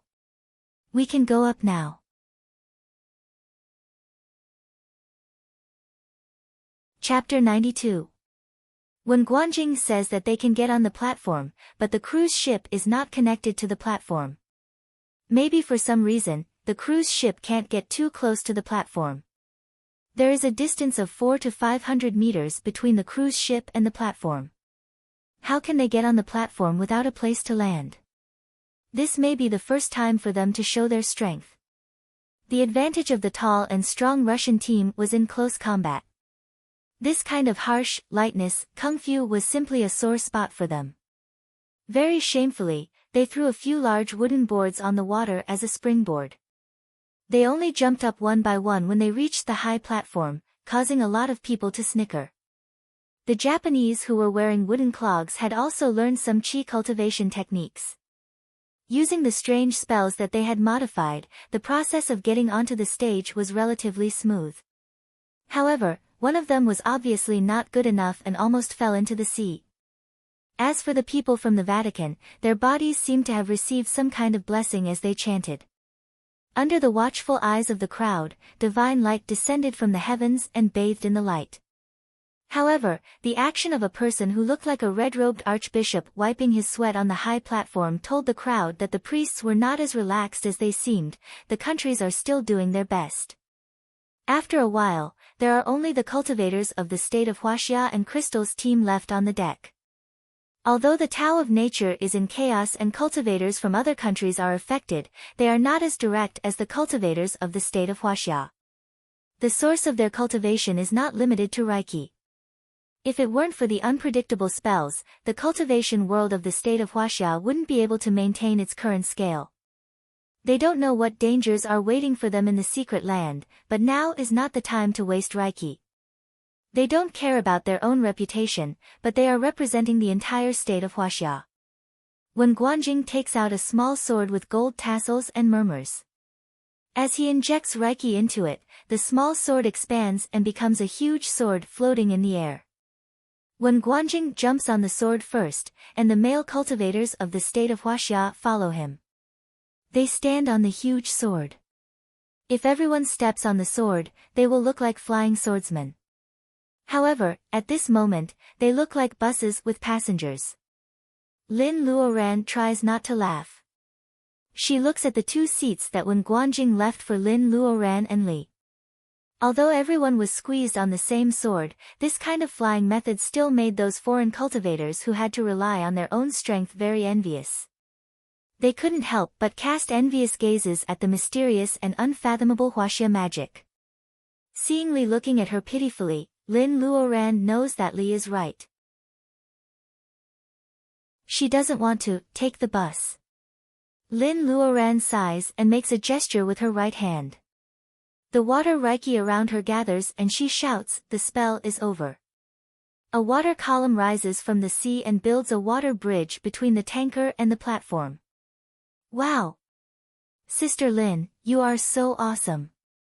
Li Shi'er's eyes almost turned into stars. Actually, even without her scream, everyone's eyes had already turned to look at them. The bridge is about 400 meters long and it is made of seawater. Under the light of the platform, the bridge is shining blue. Lin Luoran's move is gorgeous and magnificent. If she were a man, she would definitely be able to pick up girls with this move. When Guanjing knows that Lin Luoran is not a showy person. There is only one reason why Lin Luoran is attracting people's attention: this girl is not to be messed with. When Guanjing knows that Lin Luoran is not a person who likes to show off. He sighs in his heart and feels tired hanging in the air. He makes a spell of sword and drives his bus to the platform. "Why don't you go?" Lin Luoran asks and walks straight to the water bridge. Although she said she was walking, it was more like she was floating. The light and dignified feeling of her sleeves fluttering in the wind caused everyone present to hold their breaths, not daring to act rashly. Li Shi'er doesn't come to herself until Lin Luoran is halfway across the bridge. She catches up with Lin Luoran and sticks close to her carefully, as if she is afraid that the bridge will collapse. Crystal looks at Lin Luoran, who looks like a fairy under the moonlight. Dana gloats. This is the first time Lin Luoran has seen a female cultivator from the state of Huaxia. Lin Luoran is so powerful that Crystal can't touch her easily. Dana is glad that Lin Luoran can knock down the arrogant Crystal. Seeing that Lin Luoran and Li Shi are safe and sound, Crystal says to Dana, in the state of Huaxia, take advantage of the east wind. Let's try this beautiful bridge. Lin Luoran is the leader of this trip, so the others agree. Dana has no choice but to follow Lin Luoran. Crystal's words have been passed to the platform by the sea breeze. Lin Luoran remains calm and waits for them to stand in front of the bridge. Lin Luoran casts a spell with her right hand and the magnificent water bridge disappears instantly. The water goes back to where it came from like a heavy rain. Crystal is so close to the bridge that her long hair is covered with water vapor. She looks so gloomy that even Dana has to walk around her quietly. From this direction, Lin Luoran and Li Shi are whispering in each other's ears. Nothing is wrong. However, Crystal is still emitting cold air. Dana says cautiously, let's go, or the platform will be closed. Crystal nods and jumps off the deck of the tanker. When people on the platform think that she is going to fall into the sea, she glides on the water for a while like a big bird and then flies up again. She opens her arms and jumps onto the platform like a bat. She is standing far away from Lin Luoran and not in the same direction as the people of the Vatican. Lin Luoran doesn't like the look in Crystal's eyes. Besides, Lin Luoran is disgusted by the smell of blood on the people of the Vatican. Therefore, Lin Luoran has made it clear that she doesn't want to mess with them. She also hopes that they won't treat her as a pushover. Otherwise, Lin Luoran would never do such a humiliating thing in public. Li Shi says in a low voice, Sister Lin, I don't like her either. Lin Luoran notices that Crystal is standing on the other side of the platform. Lin Luoran knows that Crystal can hear Li Shi's whisper. Lin Luoran tells Li Shi to stop talking about it. The people with her also used the same bat-like gliding posture to cross the sea. In terms of speed, they were actually the fastest team. They are very fast. Lin Luoran comments in her heart and reminds herself to stay away from them again. If they use this speed to attack her, she will have an advantage in close range. A transparent light dome rises from the edge of the platform and covers everyone on the platform. Lin Luoran suddenly has an absurd idea. This thing looks like an elevator, doesn't it? With a rumbling sound, the covered platform seems to be activated. The unknown is always full of uncertainty. Li Shi grabs Lin Luoran's cuff tightly. When Guanjing takes 2 steps forward. He doesn't seem to be looking sideways, but he says in a low voice, the bloodline holds grudges. Be careful when you get in. The bloodline? Lin Luoran is not surprised. Maybe she has guessed it. She just doesn't want to admit it. Ever since she stepped on the path of cultivation, this normal world is destined to be a legend.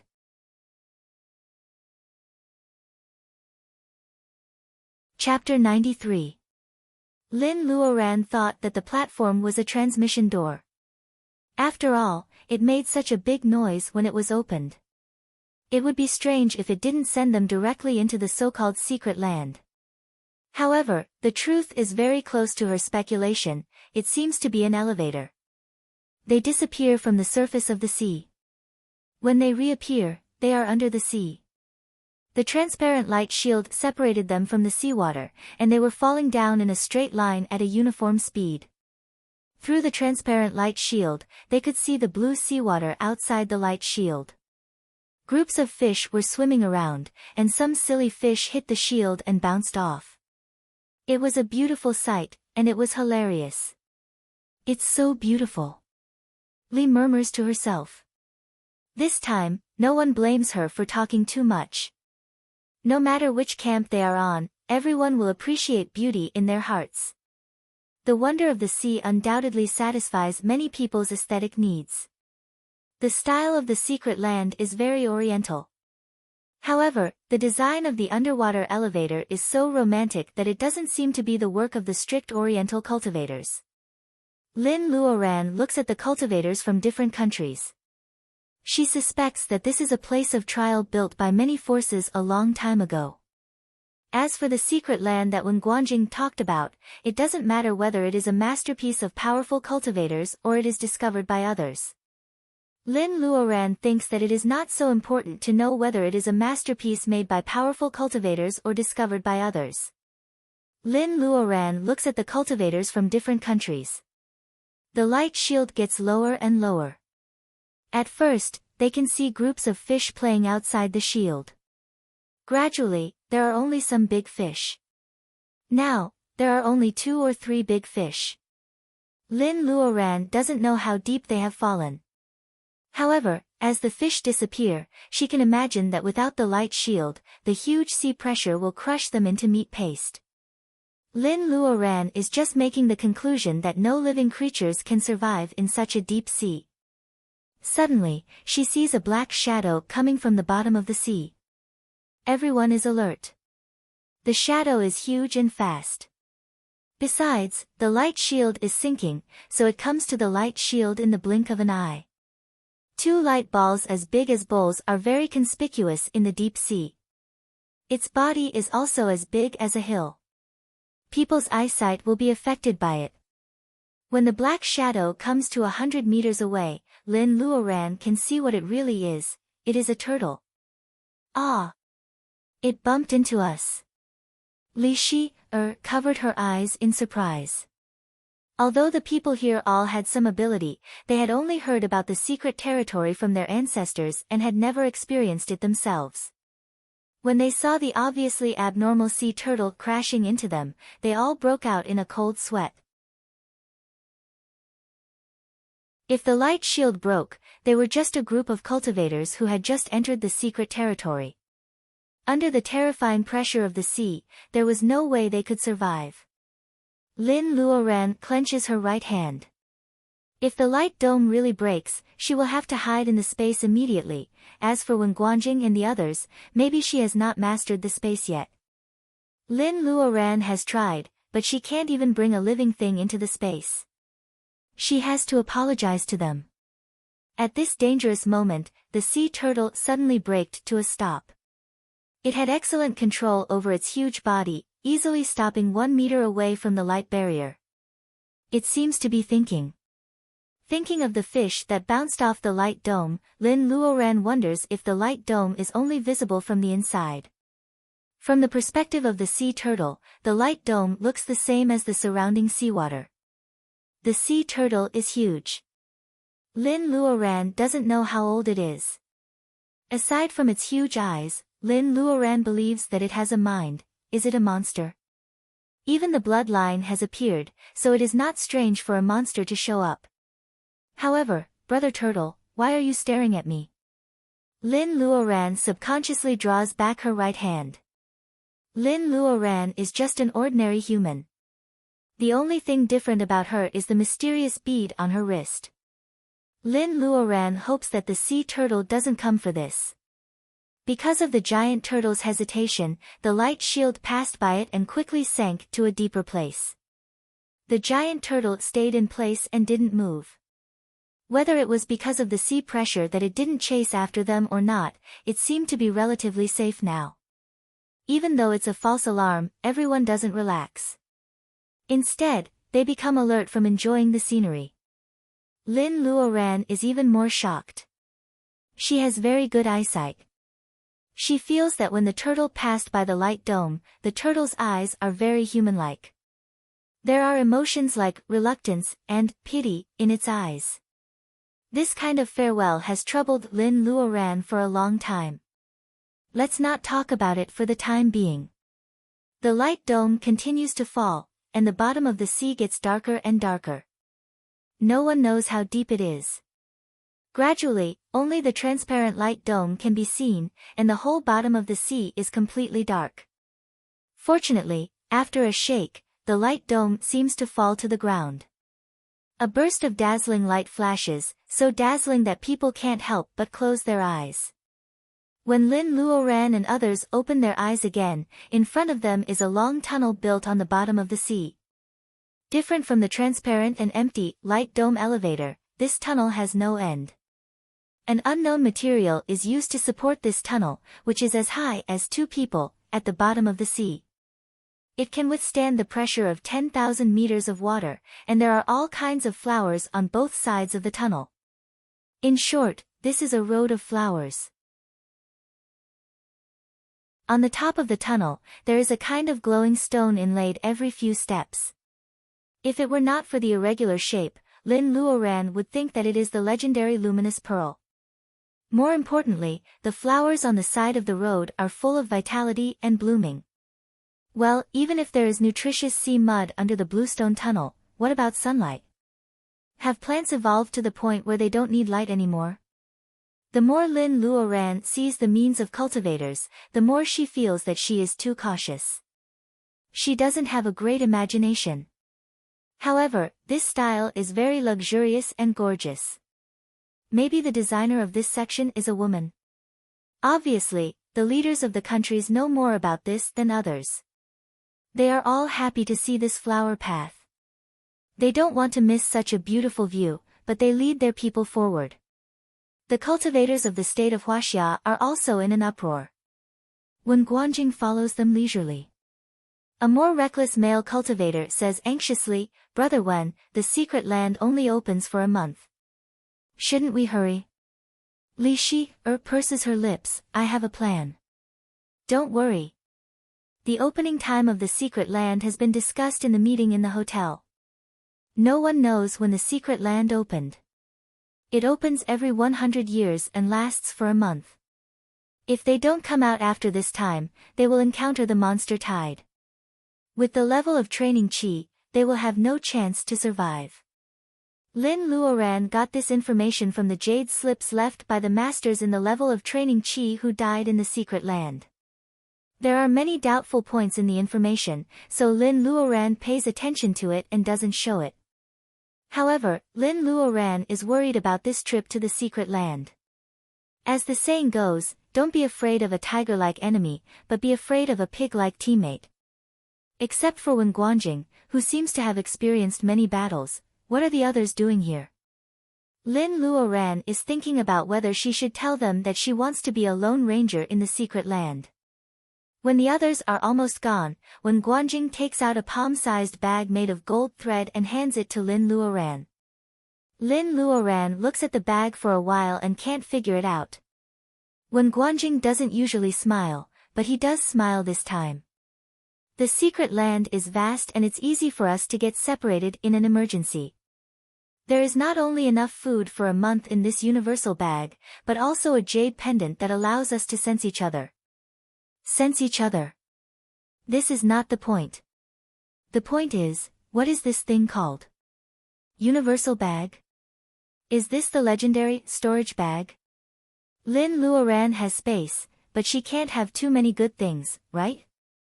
Lin Luoran thanks Wen Guanjing and takes the so-called universal bag from him. She can't help but look at it.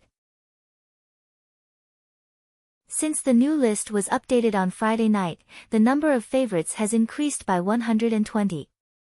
As a book with a female theme, Pa didn't expect this result. Thank you so much for your support.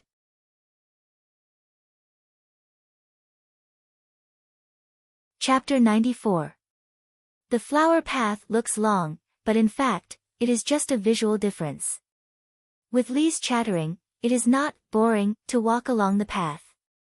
Lin Luoran drips a drop of blood on it according to the spell taught by Wen Guanjing and imprints it with her spiritual mind. Although she doesn't have much time to refine it, people with the same level as Lin Luoran can't open it. Lin Luoran is disappointed after she opens it. The famous universal bag has only 1 cubic meter of space and most of it is occupied by high-energy compressed food. In another corner, there is a jade slip. Just like taking out the things in the bead, Lin Luoran controls it with her spiritual mind.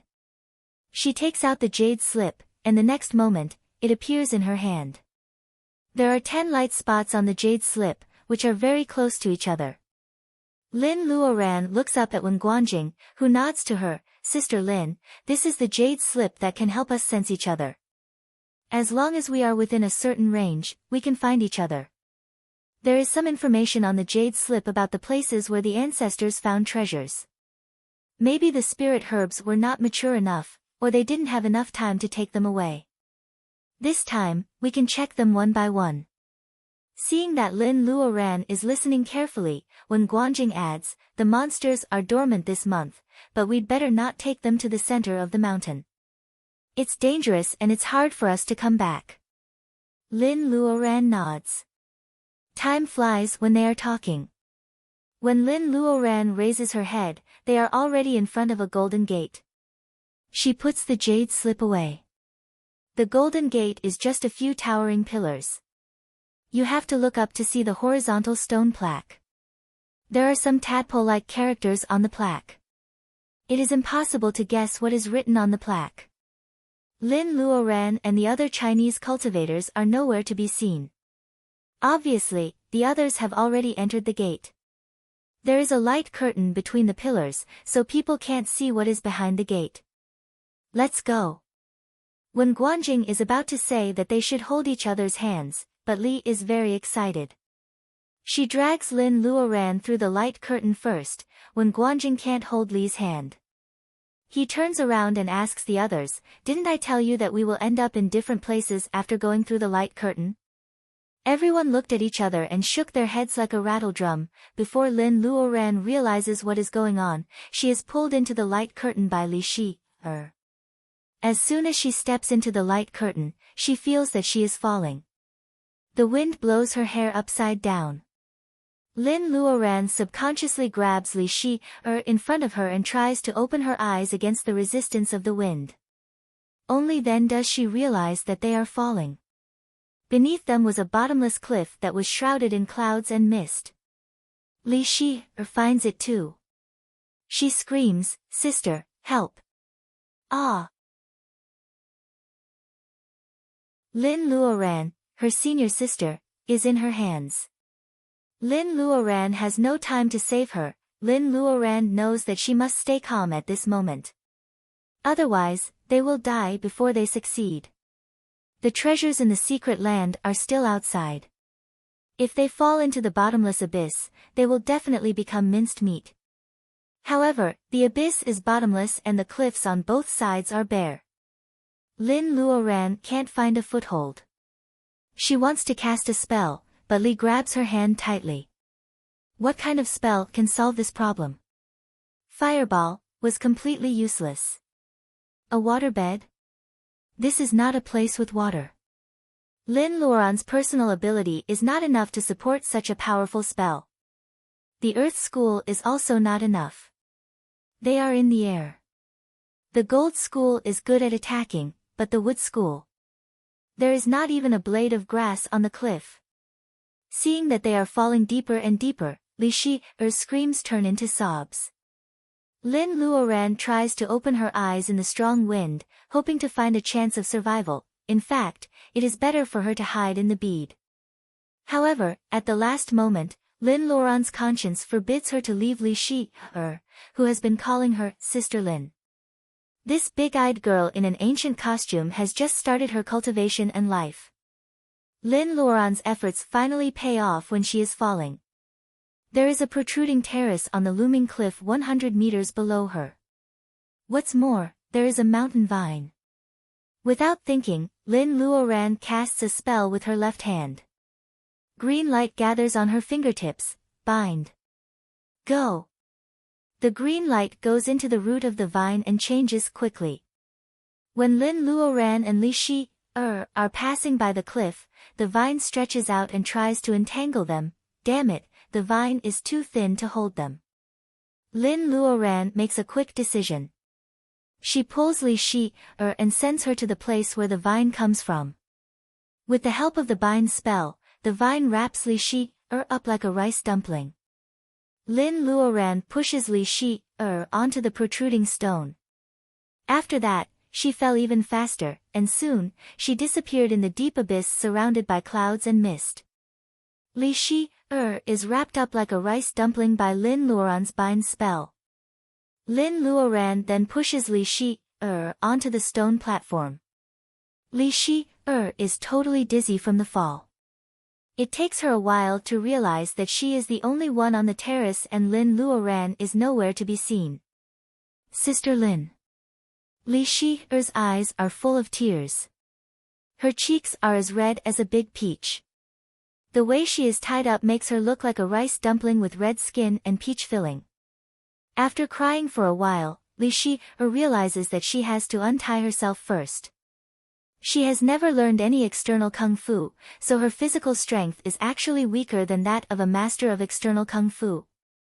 Without the power of spells and artifacts, Li Shi is just a helpless little girl. Li Shi finally remembers the universal sack hanging around her neck. She murmurs something and the universal sack shimmers. A white object appears beside Li Shi's hand. It turns out to be a transparent fish thread-like object with a bell at the end. Li Shi wonders what kind of artifact it is. How can it help Li Shi get rid of the rope? Li Shi bites her lips and moves her fingers. The fishing line stretches out and passes through the gap between the vine and Lin Luoran's body. Li Shi closes her fingers and the fishing line tightens automatically. The fishing line is very thin. No matter how strong the vine is, it is still a plant. The twisting force of the fishing line can break the vine. Li Shi struggles for a while and finally gets rid of the vine. Li Shi kisses the fishing line. She is about to laugh when she remembers that Lin Luoran fell into the abyss to save her. Li Shi grabs the fishing line and cries again, "It's all my fault. If I had remembered the bell earlier, you wouldn't have fallen." Maybe Little Bell is the name of the fishing line. Li Shi carefully moves to the terrace to check. After taking a few steps, a few pebbles roll down the cliff. There is no sound for a long time. Li Shi knows that she is still far from the bottom of the cliff. Is Sister Lin really okay? In Li Shi's mind, Wen Guanjing is very powerful, so Lin Luoran, who is called Sister Lin by Wen Guanjing, must be even more powerful. However, when you look down the deep abyss, you can only see clouds and mist. You have no idea whether Lin Luoran is alive or not. At this moment, Li Shi is in such a terrible situation that she can't even touch the sky or the ground. She curls up in the corner, holding her knees and crying her eyes out.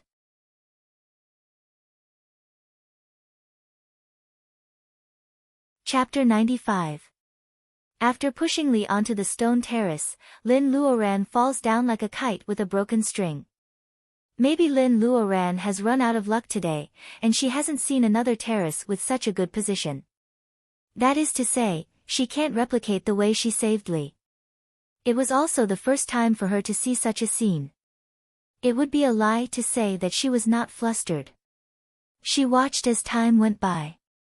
While falling, she also cast water spells. The water reiki in the abyss was barely enough to condense into a water rope, but there was no place to climb between the cliffs. She was really not worried. It's not that she doesn't want to hide in the bead. If she hides in the bead, she will be fine. However, the bead itself will fall into the abyss. The space inside will be shaken. If she falls into the abyss, she will find that the bottom of the abyss is in the shape of a cup and there is no way out. She will be trapped in such a high abyss, to say the least. If she is lucky enough to get out, it will take her about a month. Her trip to Bermuda will be in vain. Lin Luoran has to get something out of this adventure and go back to see her parents. While falling, Lin Luoran uses her mind and disappears in the air. The bead falls down. When Lin Luoran shows up again, she is holding the double-headed phoenix hairpin in her hand, which is shining with a faint blue luster. Different from the phoenix hairpin's usual quietness, the hairpin seems to know that it can finally be used. It can't help bouncing slightly in Lin Luoran's hand. Lin Luoran has already tried its power. She mobilizes her Reiki and slowly injects it into the phoenix hairpin. Of course, the fire Reiki won't listen to Lin Luoran. The phoenix hairpin is like the water Reiki, so it is repelled by the fire Reiki. The double-headed phoenix is divided into two parts. Lin Luoran doesn't stop the input of Reiki. Instead, she draws out half of her Reiki and injects it into the two phoenix hairpins. The two phoenix hairpins suddenly expanded and turned into two thin blue swords that emitted a cold light. When they finally took shape, there were even two phantoms of phoenixes lingering around the swords. When the two phoenixes intertwined, they let out a clear and melodious phoenix cry. Lin Luoran is delighted. She slaps in the opposite direction and bumps into the cliff on one side. Holding a sword in each hand, Lin Luoran uses her right hand to stab one of the swords into the cliff. The sword is so sharp that the mountain wall is as vulnerable as tofu in front of it. With a puff sound, the sword almost penetrates into the mountain wall. Only the hilt with the carved phoenix head is left in Lin's hand. Of course, Lin Luoran's body falls on the mountain wall. Lin Luoran has probably experienced all the sufferings Li Shi has suffered. Lin Luoran is dizzy from the fall. Lin Luoran is about to rejoice when she sees that this method is feasible. However, the phoenix sword is so sharp that it cuts stones like tofu under the infusion of Reiki. Lin Luoran, a living person, is even more powerful. The phoenix sword cuts all the way down. However, the speed is much slower than when Lin Luoran is falling. Lin Luoran doesn't know whether to laugh or cry. She can choose to pull the swords out by stepping on the ground, but she will still fall into the air, which is no different from before. Well, there are two swords anyway. She can also change hands, right? Lin Luoran comforts herself with the spirit of AQ. She changes her hands every now and then. The debris of the rocks splashes all over her face and her dress is also worn. Needless to say, her body is inevitably bruised. After a long time, Lin Luoran feels that she has almost used up all the Reiki in her body. If it weren't for the abundant Reiki in the secret land and the bead, Lin Luoran would have run out of Reiki. Even at this speed, Lin Luoran can't bear it. She suddenly remembers that she is holding two swords. No wonder. Lin Luoran hurriedly puts one of the swords back into the space and focuses on the other one. She can handle it for a while. Lin Luoran keeps her mouth shut. She feels that the dust goes straight into her nose and ears, and she can't open her eyes. She can't bear it anymore. She is about to take the risk to hide in the bead when she feels something soft under her feet. With a muffled sound, Lin Luoran falls on the ground. Lin Luoran wipes the dust off her face and reveals her eyes. She sees that the place she is lying on is a soft and thick meadow. She feels tired and doesn't even bother to pull the swords out. Lying on the meadow, she feels sore all over. Especially her arms, they are so painful that she can't even lift them up. It's so tiring here. I really want to take a nap. Lin thinks to herself. However, after a while, she struggles to get up. She remembers clearly that when Guanjing said that this place is dangerous. She can't treat this place as a paradise. Her body is ragged and bruised. Reiki inside her body is exhausted. Well, she can't even cast a simple cleaning spell. Lin Luoran is speechless. She has some spare clothes in the space, but she can't take a bath in the spring in the space, can she? She has to drink the water. She can't do it, anyway. The protagonists in the novels have magical springs. They raise fish and shrimps in the springs to make a fortune. They even drink the water to improve their health. How can they drink the water full of fish and shrimp's feces? It's so cold. Lin Luoran looks around. This is a misty valley. The plants are growing well. There should be water, right? Lin Luoran thinks for a while and tries to pull out the phoenix sword. God knows what is in the valley. It's better to have a weapon than nothing. The valley is not big. Lin Luoran finishes walking around in an hour and minutes. Fortunately, there are birds and flowers here. There is a small spring in the southeast corner, which is about 10 feet wide.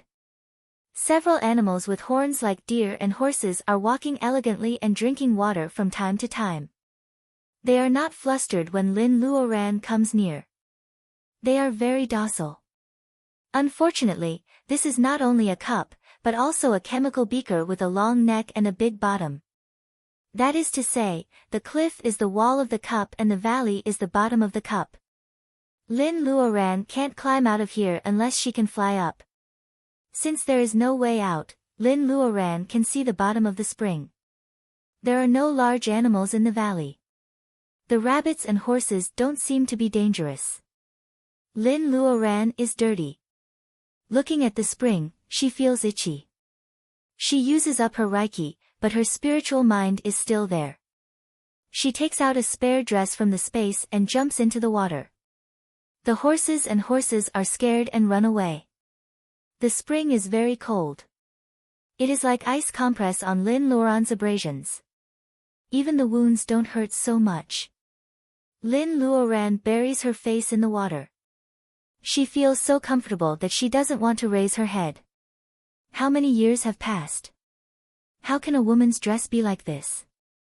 It's so offensive.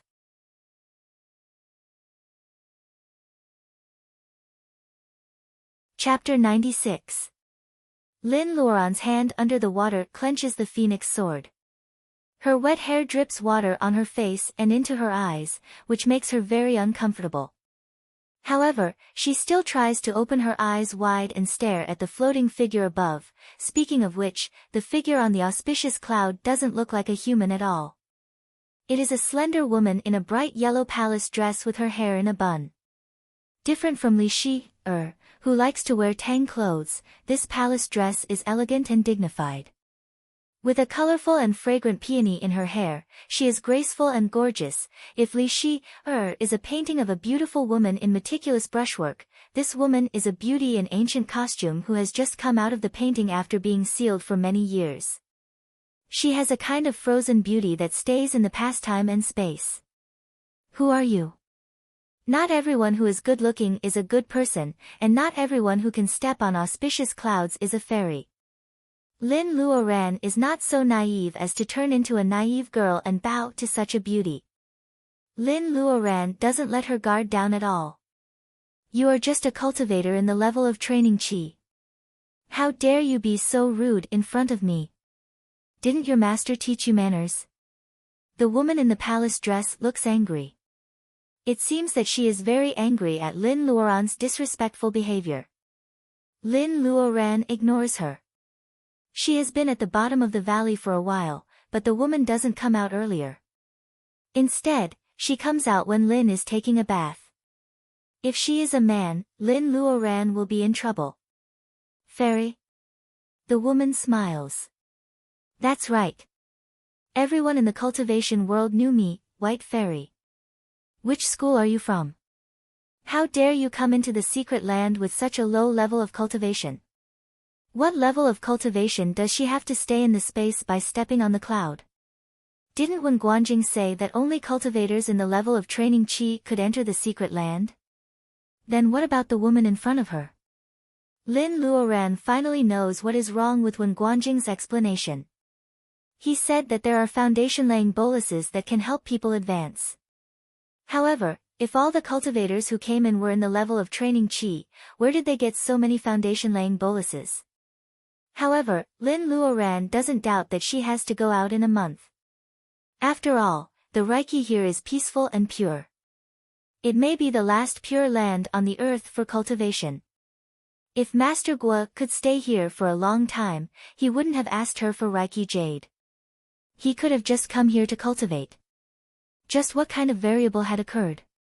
How did this woman manage to stay here? Lin Luoran blinks, the former world of cultivation. Fairy, how many years have you been here? Have you ever gone out? In fact, Lin Luoran wants to say, Fairy, if you have something to say, can you let me get dressed first?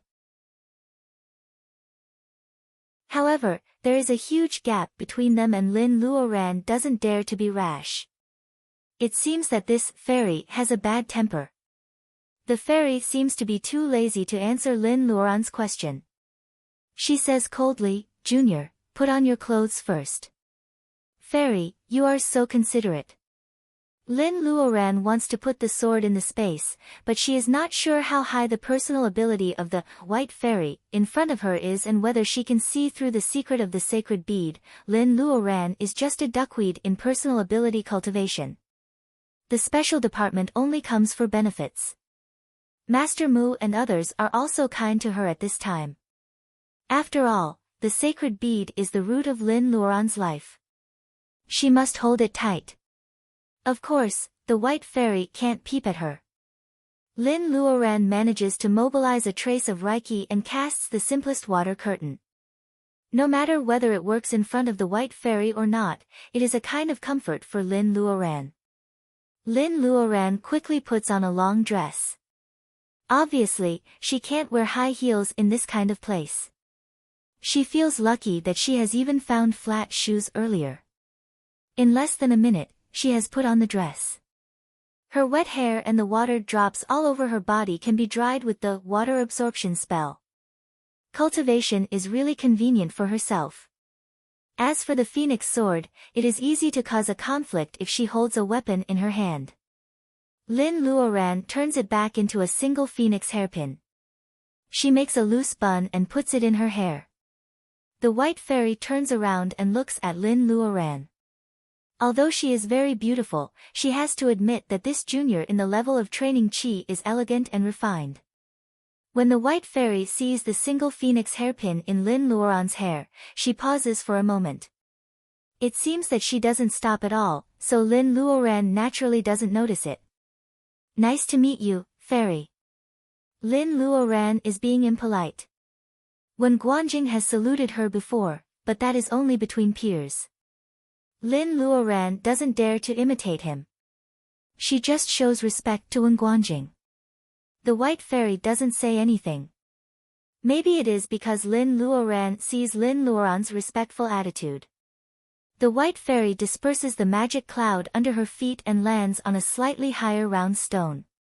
She is still looking down at Lin Luoran with a condescending feeling.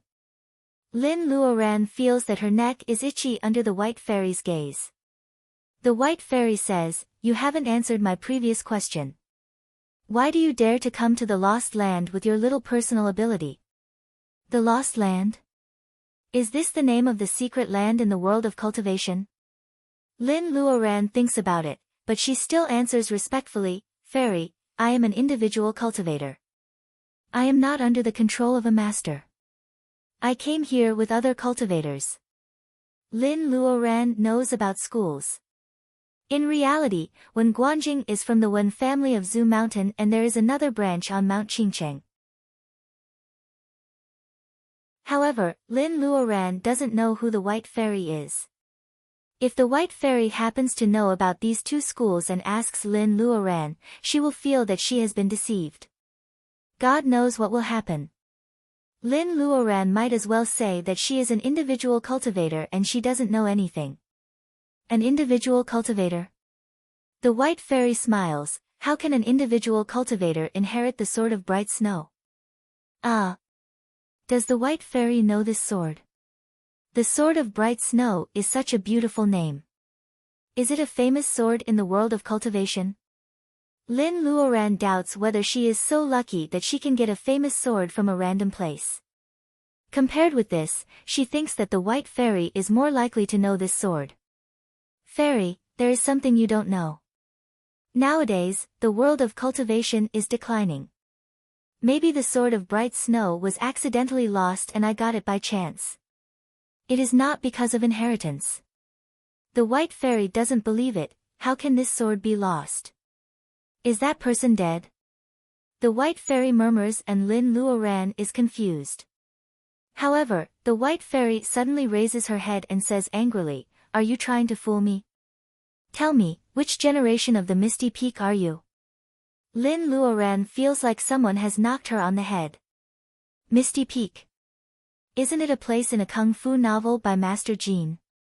If it weren't for the abundant Reiki here, Lin Luoran would have suspected that the white fairy in front of her is an actress hired by someone to read lines. Fairy, the world of cultivation is declining. Thousands of years ago, all cultivators above the level of gathering vitality disappeared together. I have never heard of the misty peak you mentioned. Lin Luoran adds silently. Maybe it doesn't count. Cultivators above the level of gathering vitality disappeared together. That person also disappeared. The white fairy is shocked. She lowers her head and seems to be thinking about something.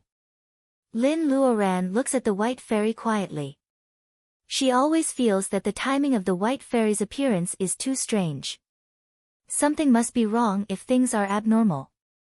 Now, Lin Luoran finds that the white fairy is very beautiful. She always feels that the white fairy is going to drift away with the wind. She is so elegant that she doesn't look like a real person. Lin Luoran thinks about the words, not a real person, and suddenly realizes something. She looks at the white fairy's feet and finally knows what she has been ignoring. Before Lin Luoran takes action, the white fairy seems to have finished thinking. She suddenly raises her head and her beautiful face looks like a ferocious ghost. Junior, if you lie to me, I will destroy your primordial spirit.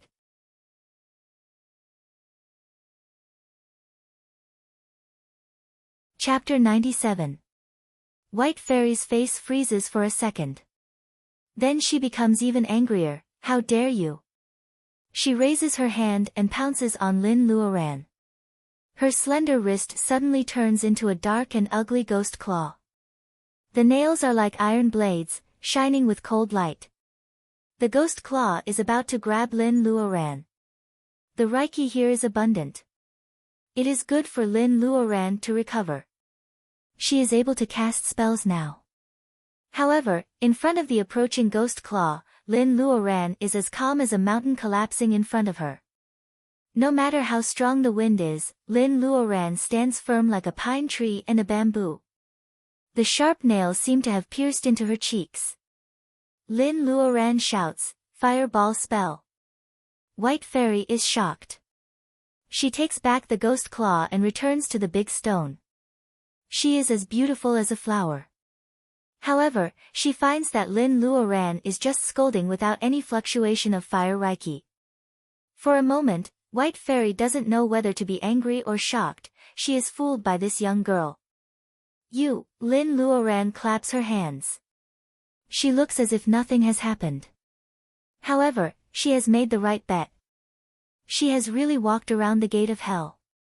It is a lie to say that she is not nervous. Fairy, it's just a small fireball, yet you're so afraid. Could it be that your primordial spirit is so unstable? Lin Luoran doesn't know why she has the courage to guess the situation of White Fairy just by guessing. White Fairy snorts, "Young girl, you don't need to care about my primordial spirit." Although her attitude is not good, she indirectly admits Lin Luoran's guess. Lin Luoran doesn't mind her attitude. Instead, she says in a good mood, "Senior, it is not good for either of us to be in a stalemate. Why don't we sit down and talk it out? Isn't that better for both of us? The grass is soft." Lin Luoran sits down and makes a "please" gesture to White Fairy. White Fairy snorts and stands still on the round stone. After a while, she can't help but ask, "How did you know?" Although her physical body has long been disintegrated, her primordial spirit is still in the realm of the past. She is trapped in this place and has been practicing illusions. She doesn't believe that this junior in the training chi stage can see through it. How could you tell? Lin Luoran doesn't answer the question directly. Instead, she asks, "Fairy, were you also so polite to little cultivators in the level of training chi?" In the past, she wouldn't even look at a small chi condensation cultivator like him. White Fairy has been trapped in this secret land for a long time. When she suddenly sees a living person, she doesn't consider the difference in status in the world of personal ability. On second thought, she realizes her failure. She is too impatient. Seeing the look on White Fairy's face, Lin knows that she has figured it out. Speaking of the difference in seniority, Lin has to thank Wen Guanjing. If he didn't insist on calling her sister, Lin would have forgotten about this very suspicious point. Although there are kind seniors in the world of personal ability, White Fairy has a bad temper. How can she resist the temptation to capture her and ask her clearly? Instead, she keeps asking. Of course, White Fairy is not completely sure about capturing her. Even if you have doubts, I don't believe that you can see through my primordial spirit with your low level of personal ability. Well, Lin Luoran didn't think that way at first. She just felt that White Fairy doesn't look like a real person, but it is just her intuition. It has nothing to do with whether White Fairy can see through her illusions or not. What makes Lin Luoran sure is that White Fairy threatens to destroy her primordial spirit. Lin Luoran is a cultivator in the level of training Qi. How can she have a primordial spirit? White Fairy may say that out of anger, but Lin Luoran just wants to trick her. As for why she didn't run away when the ghost claw was right in front of her, Lin Luoran believes that there must be something wrong. If White Fairy really wanted to kill Lin Luoran, she wouldn't need to use so many mysterious tricks. After hearing Lin Luoran's words, White Fairy stares at Lin Luoran for a long time. Lin Luoran feels embarrassed and says, "You are very calm. You are the most intelligent female cultivator I have ever seen in my life." Lin Luoran smiles. She knows herself well. She is not smart, but she is calmer than others in times of crisis and has the courage to cut off all means of retreat. Seeing Lin Luoran smile, White Fairy adds, "Don't be so proud. If my primordial spirit were not incomplete, you wouldn't be so arrogant."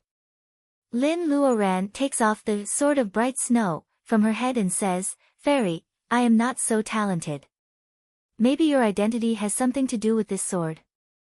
White Fairy is in the form of primordial spirit, but the expression on her face is no different from that of a real person. Hearing Lin Luoran's words, she says with disdain, "I have revealed a lot of information in my words. It is not surprising that you can guess it." Lin Luoran touches the hairpin and says nothing. White Fairy can pretend that she doesn't know about the Sword of Bright Snow, but she points it out to arouse Lin Luoran's curiosity.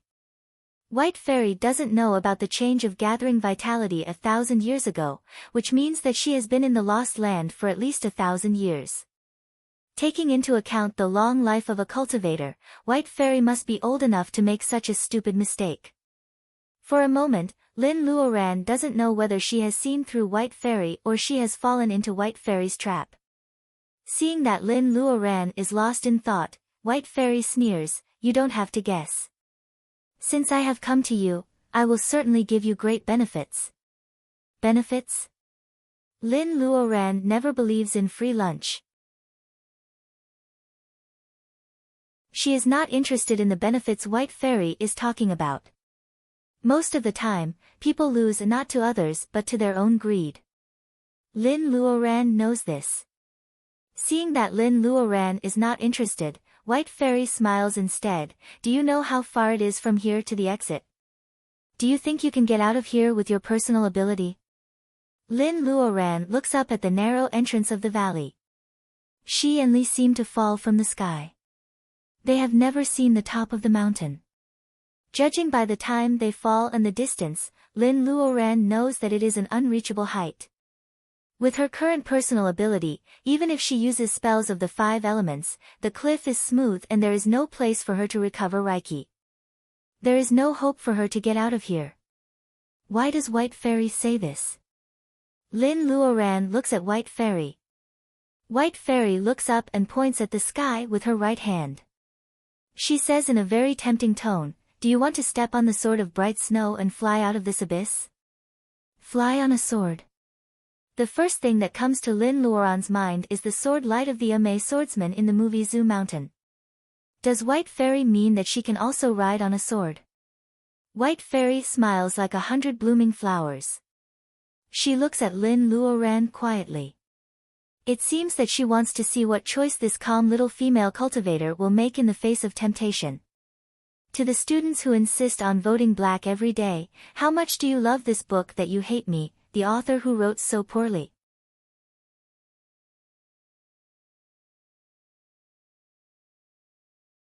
Chapter 98. At this moment, Lin Luoran is not only tempted to fly on the sword, but also she needs to get out of the valley. Looking at the sword of bright snow in Lin Luoran's hand, White Fairy shows a trace of nostalgia. Then it disappears quickly. In her long life, she has done many tempting things like fighting. She has seen many talented cultivators, but none of them can resist the temptation of spells and spirit weapons. Therefore, White Fairy is confident. She is not anxious at all. In her mind, the one who is anxious should be the junior in the level of training Qi. White Fairy's smile is 30% amazing and 30% reserved. The remaining 60% is the arrogance of a former high-level cultivator. Lin Luoran thinks for a while and jumps up from the ground. She looks at White Fairy and says seriously, "Well, your suggestion is very tempting. I admit that I am tempted. In exchange, tell me what you want." White Fairy claps her hands. Lin Luoran doesn't know how she claps her hands. Maybe she uses the friction of the wind in the air. My request is simple. Take me out of the valley. Only out of the valley. Lin Luoran frowns. The abyss is like a mountain for a junior cultivator in the level of training Qi. Does it also restrict a fairy without a body? Noticing Lin Luoran's hesitation, White Fairy points to the round stone under her feet and explains, "Many years ago, I was plotted against by scoundrels. My body and soul were almost destroyed. A strand of my remnant soul accidentally escaped to this valley.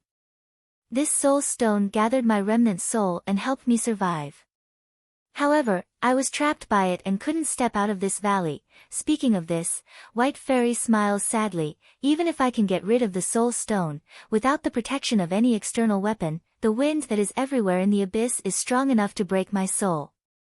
Lin Luoran is silent for a while. She doesn't know how much of what White Fairy said is true. However, if what she said is true, it would be a tragedy for a remnant soul to stay here for thousands of years. Lin Luoran is silent for a while. "Fairy, may I ask you a question?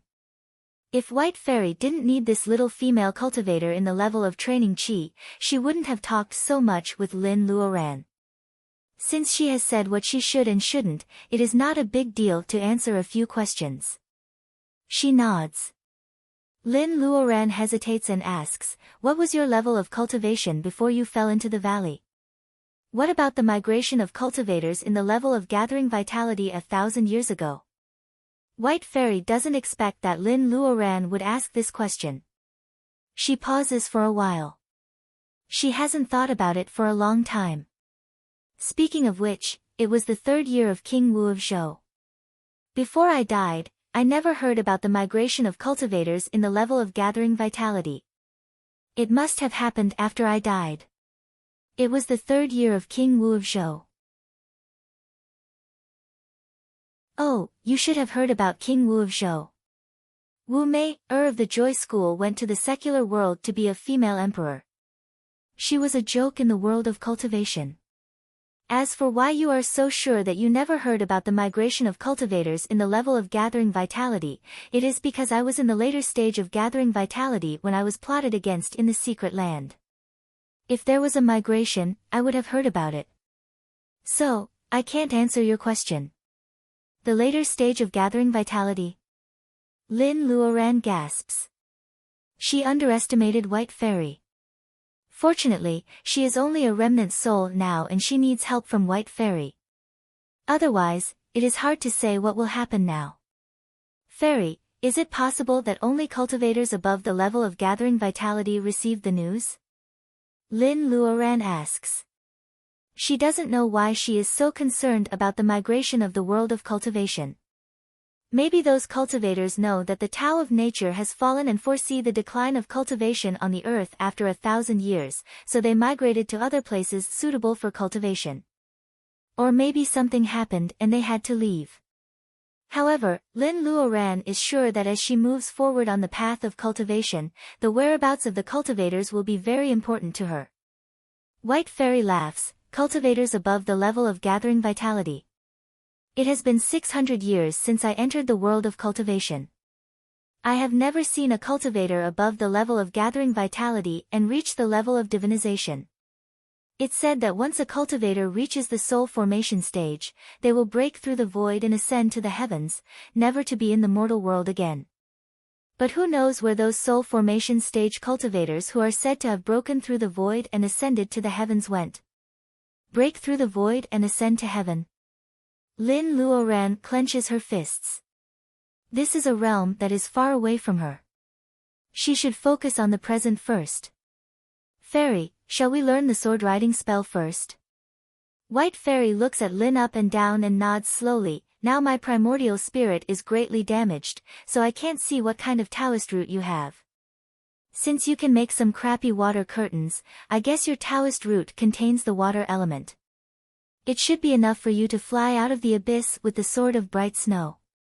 White Fairy raises her hand and points at Lin at a speed that Lin Luoran can't dodge at all.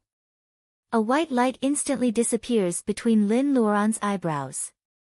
Suddenly, an ancient text appears in her mind. Lin Luoran knows that this is the so-called sword riding spell.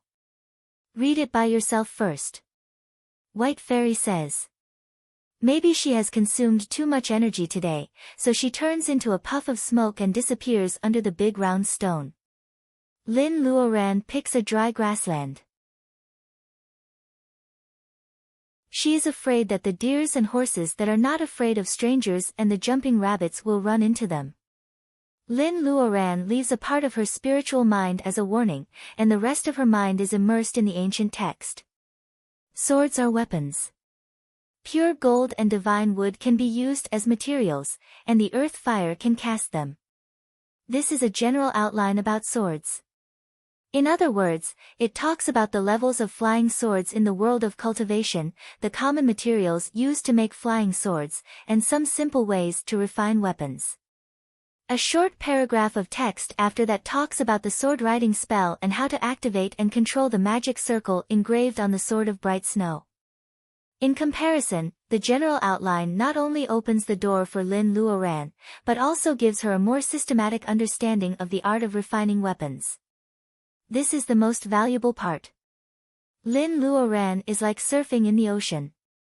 She is like a whale sucking in water, absorbing the knowledge crazily. She doesn't want to miss any bit of it. The general outline is more than 10,000 words, and it is written in classical Chinese. However, Lin Luoran engraves it in her mind after repeated reading. The power of White Fairy's finger directly injects the text into her mind. Although it is very convenient and fast, it is not Lin Luoran's effort. Lin Luoran feels insecure. She feels that she can never forget it for the rest of her life only if she remembers it. There is day and night in the secret land. Lin Luoran doesn't know how this secret land hidden at the bottom of the sea achieves the alternation of day and night. In short, it has its own set of rules. When Lin Luoran wakes up from meditation, she finds that the night has fallen. The valley is quiet except for the occasional chirping of insects, which brings a little vitality in the night. Lin Luoran opens her eyes and stares at the round stone with a complicated look. Several clumps of grass are stained with the night frost. They are crystal clear under the moonlight, which is very attractive. However, the round stone is silent. Where can she find the proud figure of White Fairy?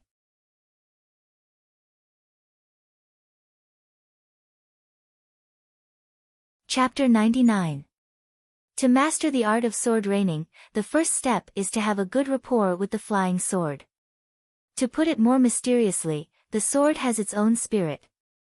If you communicate with it more often, you will have a tacit understanding with it. Whether it's flying on the sword or fighting with it, you will be partners. After a long time, you will be able to control the sword. If you want to master the sword, you must put a spiritual mind seed into the sword and communicate with it often. You must nourish the sword with your own Reiki. In this process, you must strengthen your spiritual mind and make it fit with your mind. To put it simply, you must be able to command the sword when you need it. Moreover, it was clearly stated in the general principles that the magical equipment used by cultivators could be divided into 9 grades according to their materials, power, attributes, and so on. Of course, comprehensive combat power had to be taken into account, but there was a very clear threshold. Below the 5th grade, all magic treasures were already fixed. Above the 5th grade, it was due to the techniques and materials used. Magic treasures were full of plasticity and had the same room for growth as their masters. There are many delicate magic circles engraved inside the sword of bright snow. White Fairy also says that it is cast from the cold iron under the 1,000-year-old glacier. White Fairy also says that it is a grade 5 magic weapon. Lin Luoran feels that something is wrong. White Fairy used to be a cultivator in the later stage of gathering vitality. She naturally doesn't care about grade 5 flying swords. Lin Luoran asks her why she pays so much attention to the sword. White Fairy snorts, as a flying sword, it is not good enough. However, it is a hairpin, so it is different. The body of the hairpin is cast from the cold iron of the glacier. The blue pearls are real tears of mermaids. Mermaids are the so-called mermaids. This hairpin is really luxurious. Even as a flying sword, Lin Luoran's personal ability is still very high. To put it bluntly, even during the reign of Emperor Wu of the Zhou dynasty, there was a 100% chance that a Qi refinement stage cultivator would be robbed on a dark and windy night with a 5th grade flying sword in his hand. One could imagine how precious the sword of bright snow was. Therefore, when White Fairy says that this is Dan Feng's snow sword, Lin Luoran doesn't act like a rich person. She tells White Fairy that the other half of the bright sword is actually with her. According to White Fairy's disdain, Lin Luoran has already checked the universal sack given by Wen Guanjing. Lin Luoran is not unhappy about White Fairy's disdain about her wealth. Instead, Lin Luoran feels lucky that she didn't expose the secret of her space. No matter when, it's never wrong to hold back, right? Magic circles, on the other hand, bring Lin Luoran many surprises. For example, when she was testing the sword, Lin Luoran just needed to circulate Reiki around the small magic circle inside the blue pearl. The suppressed nature of the snow sword will be stimulated, and its color will become frosty and chilling. Lin Luoran waved her hand over the grassland. The poor grassland is frozen, and ice can be seen in the mud 3 feet under the ground. It is very powerful. Lin Luoran, who is in the level of training Qi, may only be able to defeat such a powerful sword with 2 swords. Not only the enemy, but Lin Luoran's Reiki will also be drained. Lin Luoran's power can't be improved overnight. It's useless for Lin Luoran to be anxious. She has to take it easy. Fortunately, her priority now is to fly on the sword. The White Fairy is a good teacher. She is very careful when she is explaining. Lin Luoran also knows what to do, so she puts the tempting introduction aside and spends the whole night learning the sword riding spell. During the day, the White Fairy explains it to her again. In the evening of the next day, Lin Luoran can actually control the sword to fly crookedly. Of course, only the snow sword can leave her hand and hover around Lin Luoran's head and body crookedly. There is still a long way to go before it can take Lin Luoran to fly. During this period, in order not to arouse suspicion, Lin Luoran only eats the compressed food in the universal sack given by Wen Guanjing. After 2 meals of biscuits, Lin Luoran starts to think about the animals in the valley. The deer and horses are so cute that they always rub against Lin Luoran. Compared with the fat rabbits jumping around, Lin Luoran can only say, ba, and beat the fat rabbits. A clean rabbit meat is hanging on a branch.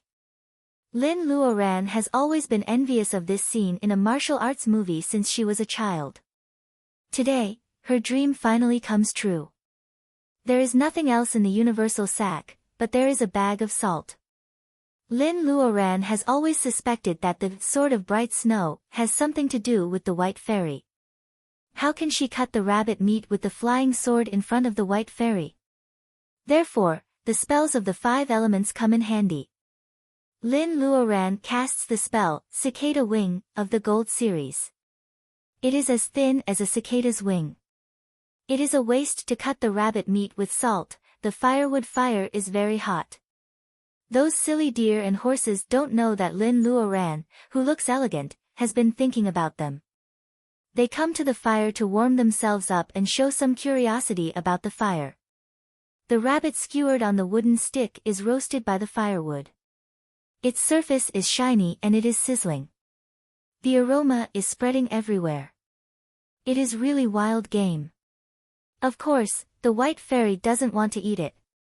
In fact, as a primordial spirit, she can't eat it even if she wants to. Therefore, after expressing her embarrassment to the White Fairy, Lin Luoran starts to eat the rabbit meat without embarrassment. Although she only smears salt on the meat, it tastes delicious.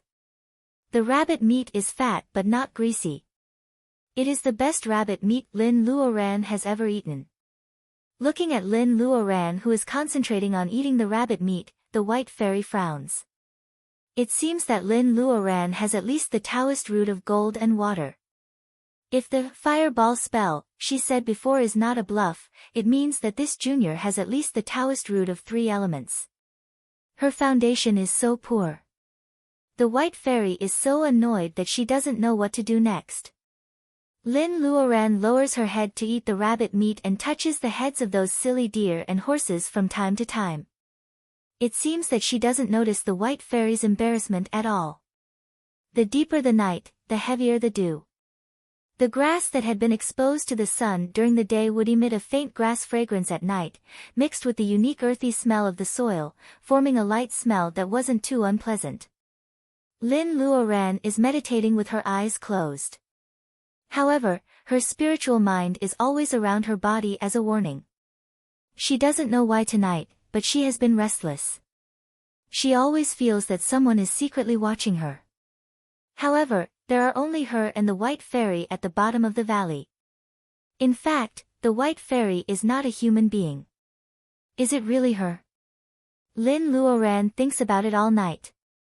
She is not in the mood to cultivate at all. She falls asleep at dawn. She feels that as soon as she closes her eyes, the sun shines on her face. She can't sleep or wake up.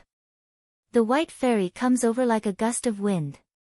She rolls up a handful of water and sprinkles it on Lin Luoran's face.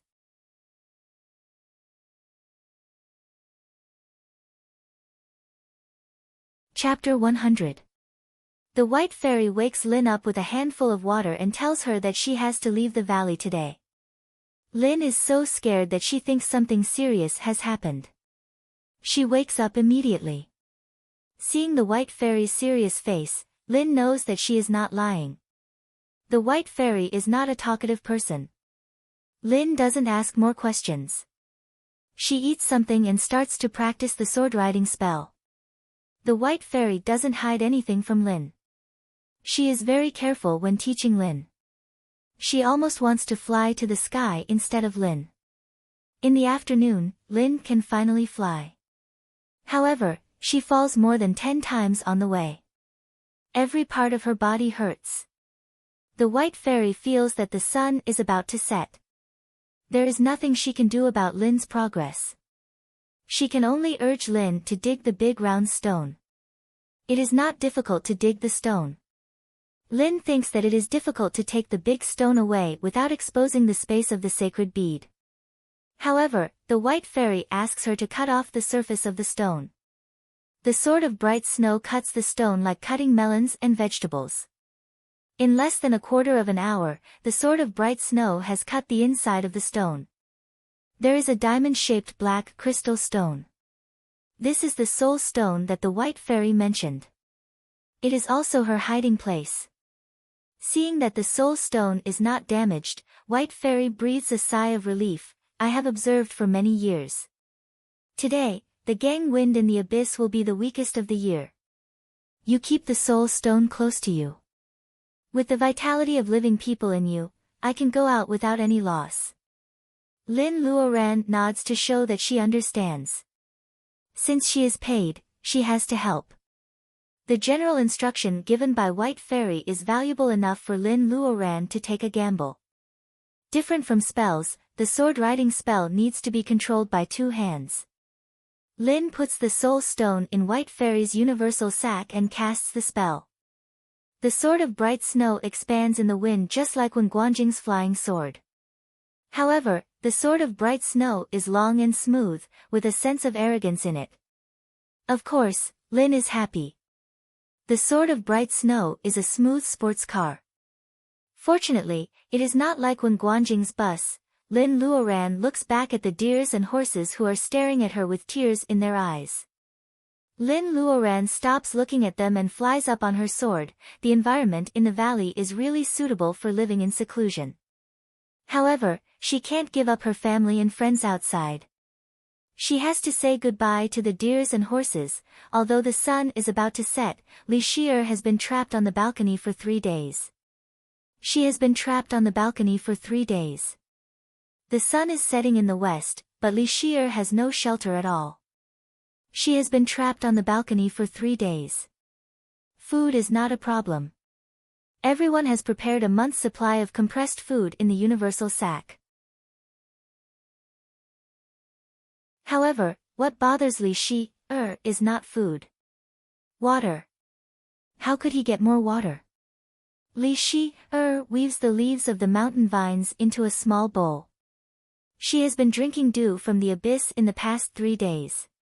However, the feeling of sweat on her body still makes her want to cry every time she thinks about it.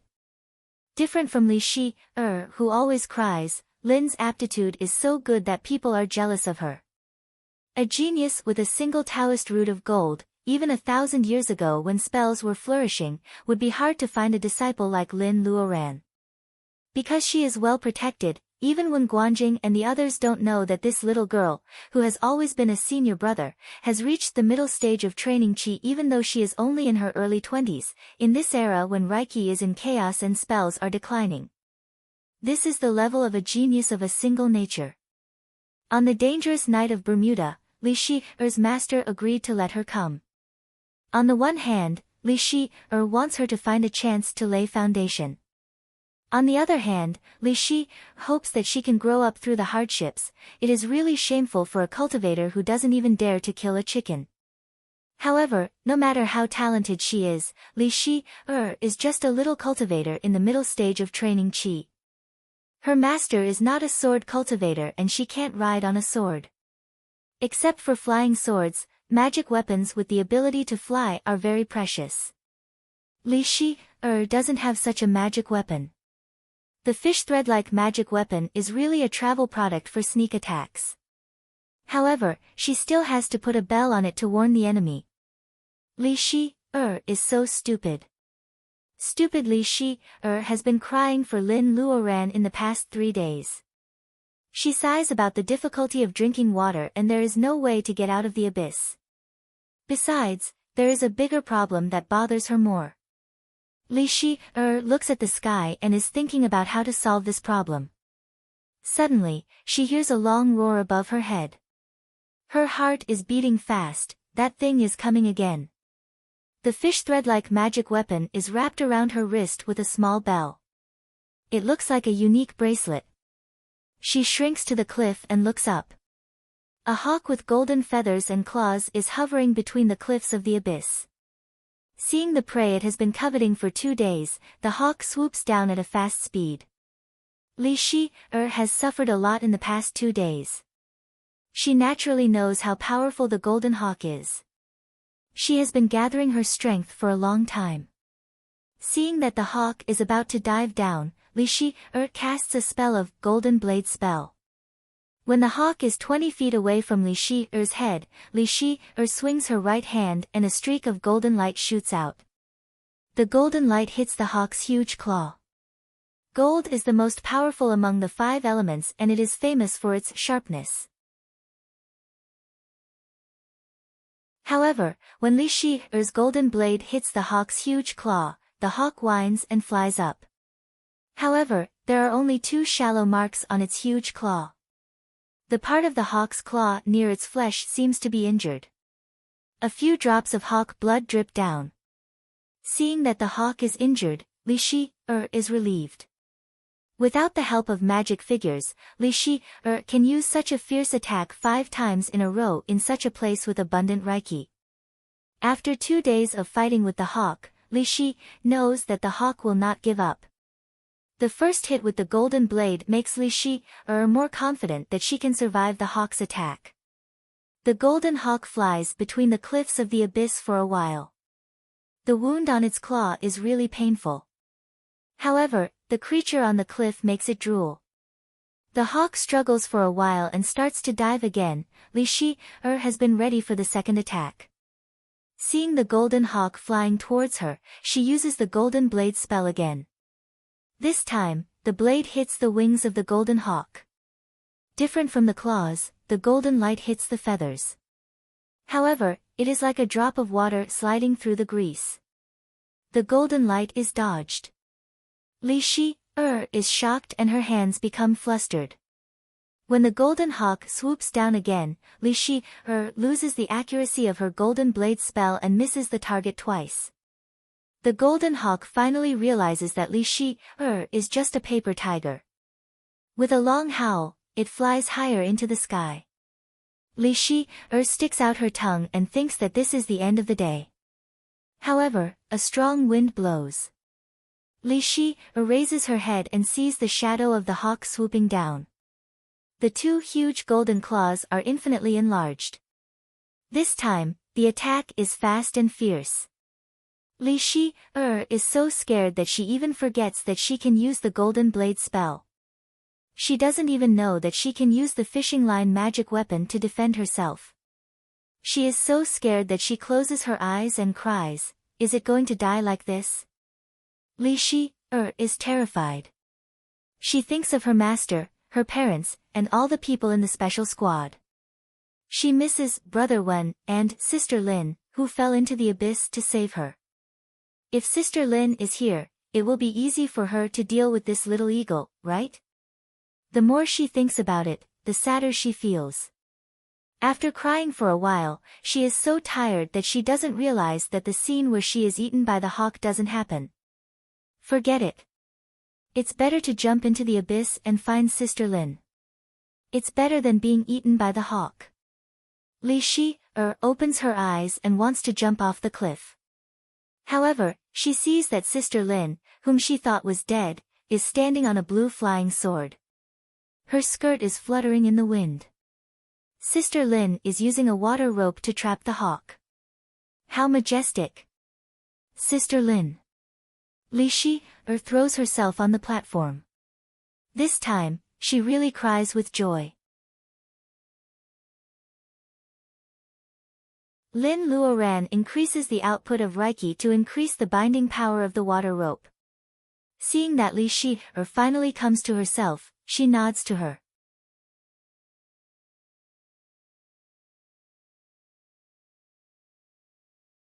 Chapter 101. Catch the Golden Hawk. Li is stunned. Sister Lin is so bold. She is not as weak as she is.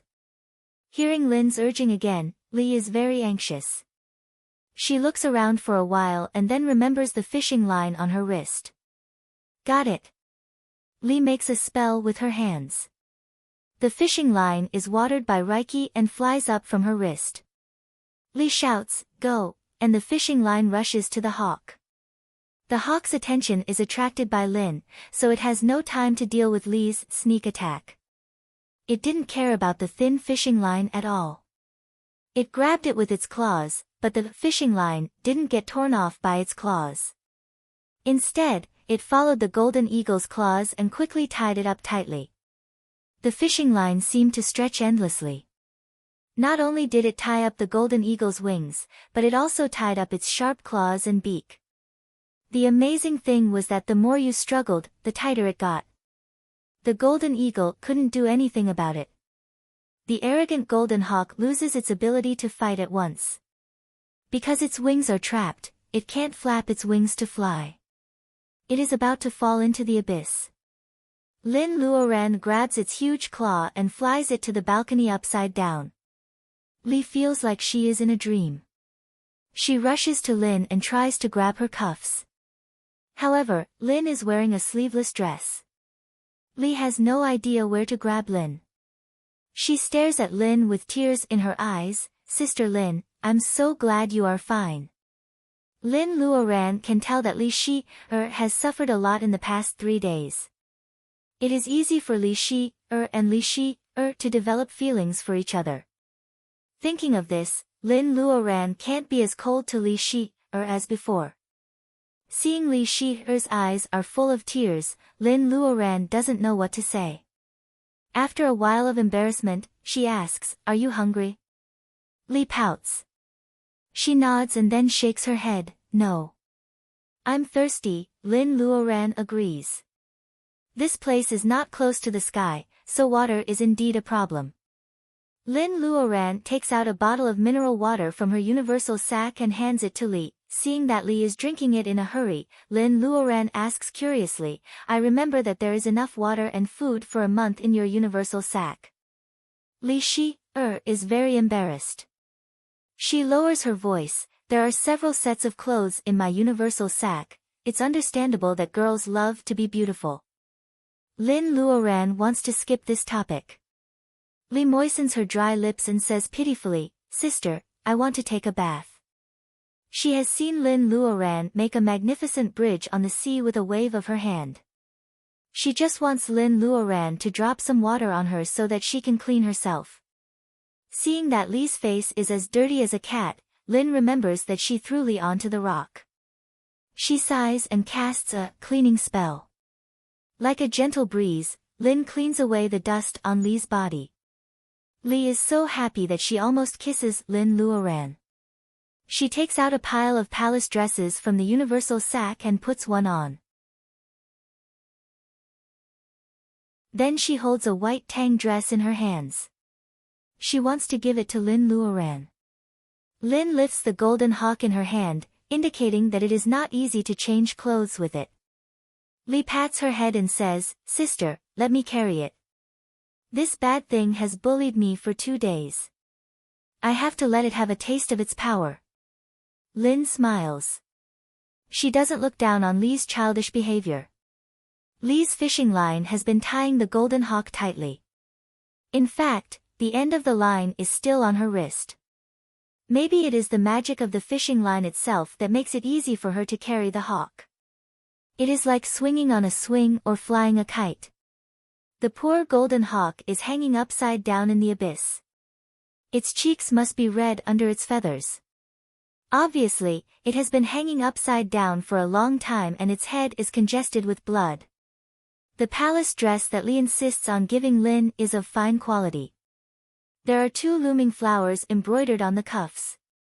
Compared with the sleeveless dress Lin is wearing, this dress is indeed a better match for the sword of bright snow. Well, the white fairy is hiding in the soul stone. She is aware of everything in the outside world. She has despised Lin's dress, which is said to be designed by a famous designer, for a long time. She sneers at Lin's dress from time to time, saying that Lin's ears are getting calluses from hearing the bad fashion nowadays. According to White Fairy's requirements, the clothes given by Li Shi don't even have a dust-proof circle on them. Of course, they are not qualified. Fortunately, there are ancient characters on them. White Fairy can accept this style. Why don't she try it? Li Shi is looking at Lin Luoran eagerly. Lin Luoran is still using the water curtain as a barrier and quickly changes her clothes.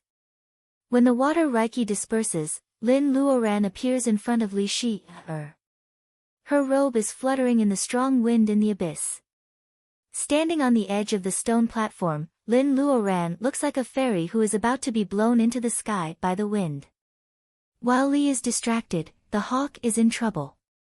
The fishing line, in Li's hand, its real name is bundling rope, is a magic weapon with excellent ductility. As soon as Li's hand slips, the hawk slips down into the abyss. Lin Luoran is speechless. She grabs the rope and pulls up the hawk, who is scared to death. Lin Luoran stares at the golden hawk who is scared to death and says, "I want to take you as my servant. Are you willing?" Li blinks. She doesn't understand why Lin is talking to a feathered animal. Well, this hawk is powerful, but it is just a big bird. Why does Sister Lin want to take it as her servant? Can a hawk work? After being hung for a long time, the golden hawk's brain is congested with blood. It wants to tear the two abominable animals in front of it into pieces, but its wings can't move at all. However, it strangely feels that Lin Luoran has no intention to hurt it. As for what she says, it naturally can't understand. The hawk rolls its eyes and keeps nodding and bowing, which is a gesture of begging for mercy. Lin laughs, "You are so small. Of course you can't understand me. You are too impatient." Anyway, the hawk can't say anything against Lin, so it has no right to say anything. Lin takes advantage of this. She bites her middle finger and casts a spell. She draws a word figure in the air with her blood and puts it into the hawk's brain. This is a contract that cultivators must make when they want to take a spirit animal as their servant. This kind of drawing with blood is also called the blood contract. It is the most formal and strict contract between a master and a servant. It is usually used to deal with fierce birds and beasts. The golden eagle felt the power of balance approaching and instinctively wanted to resist the blood contract. It was also a kind of spiritual beast of heaven and earth, so its perception was extraordinary. Even though its innate magical power had not been awakened, it could feel that this was something that could make it lose its freedom. However, would this very powerful animal in front of it throw itself into the abyss after being rejected? The golden eagle recalled the feeling of falling and rising just now and softened without any backbone. While it was hesitating, the blood contract had been quickly verified. It was useless for it to go back on its words. Why does it suddenly feel that the animal in front of it has become kind and pleasing to the eye? The hawk's brain is still simple, so it doesn't know that this is the reaction of a successful master and servant contract. It stares at Lin in confusion. Once the contract is formed, Lin can feel the change of the hawk's mood. Lin tells Li to put away the magic weapon and stop tying it up. Li is stunned. She doesn't know why Lin Luoran hurt her, but she knows how powerful Sister Lin is. With the help of Lin Luoran and Lin Luoran, Li is confident that she can tie up the golden hawk again. She listens to Lin Luoran and takes back the bundling rope. As expected, as soon as the rope is taken back, the hawk feels that it has become the master. It hates Li for tying it up for a long time. It flaps its wings and tries to peck Li. Li screams and forgets the countermeasures she has thought of before. She only knows to hide behind Lin. "Goldie, from now on, your name is Goldie. Can you cultivate with me?" Lin Luoran uses her spiritual mind to communicate with the golden eagle. The golden eagle hears the human voice in its head and strangely understands it. "Goldie, my name is Goldie." Although the hawk doesn't know what its name is, it knows that Goldie is calling it. Goldie can only express simple emotions such as happiness, anger, sadness, and happiness. It can't speak human language. Facing Lin's intimacy, it takes a step forward and tries to rub against Lin. However, Li is so scared that she almost falls into the abyss. "What? Senior sister, it really can understand your words." Seeing that the hawk is not as fierce as she imagined, Li is surprised. However, she still hides behind Lin and doesn't dare to get close to the hawk. Lin smiles. Goldie is not only obedient, but also we need it to get out of here. You're tuning in to the Blissful Bookshelf YouTube channel. We're so grateful for your support and don't forget to subscribe to join us on this incredible journey through captivating stories. Your generosity through donations truly makes a world of difference, as it's the primary source of revenue that allows me to expand and enhance this channel for you. Thank you from the bottom of my heart for being a part of this adventure.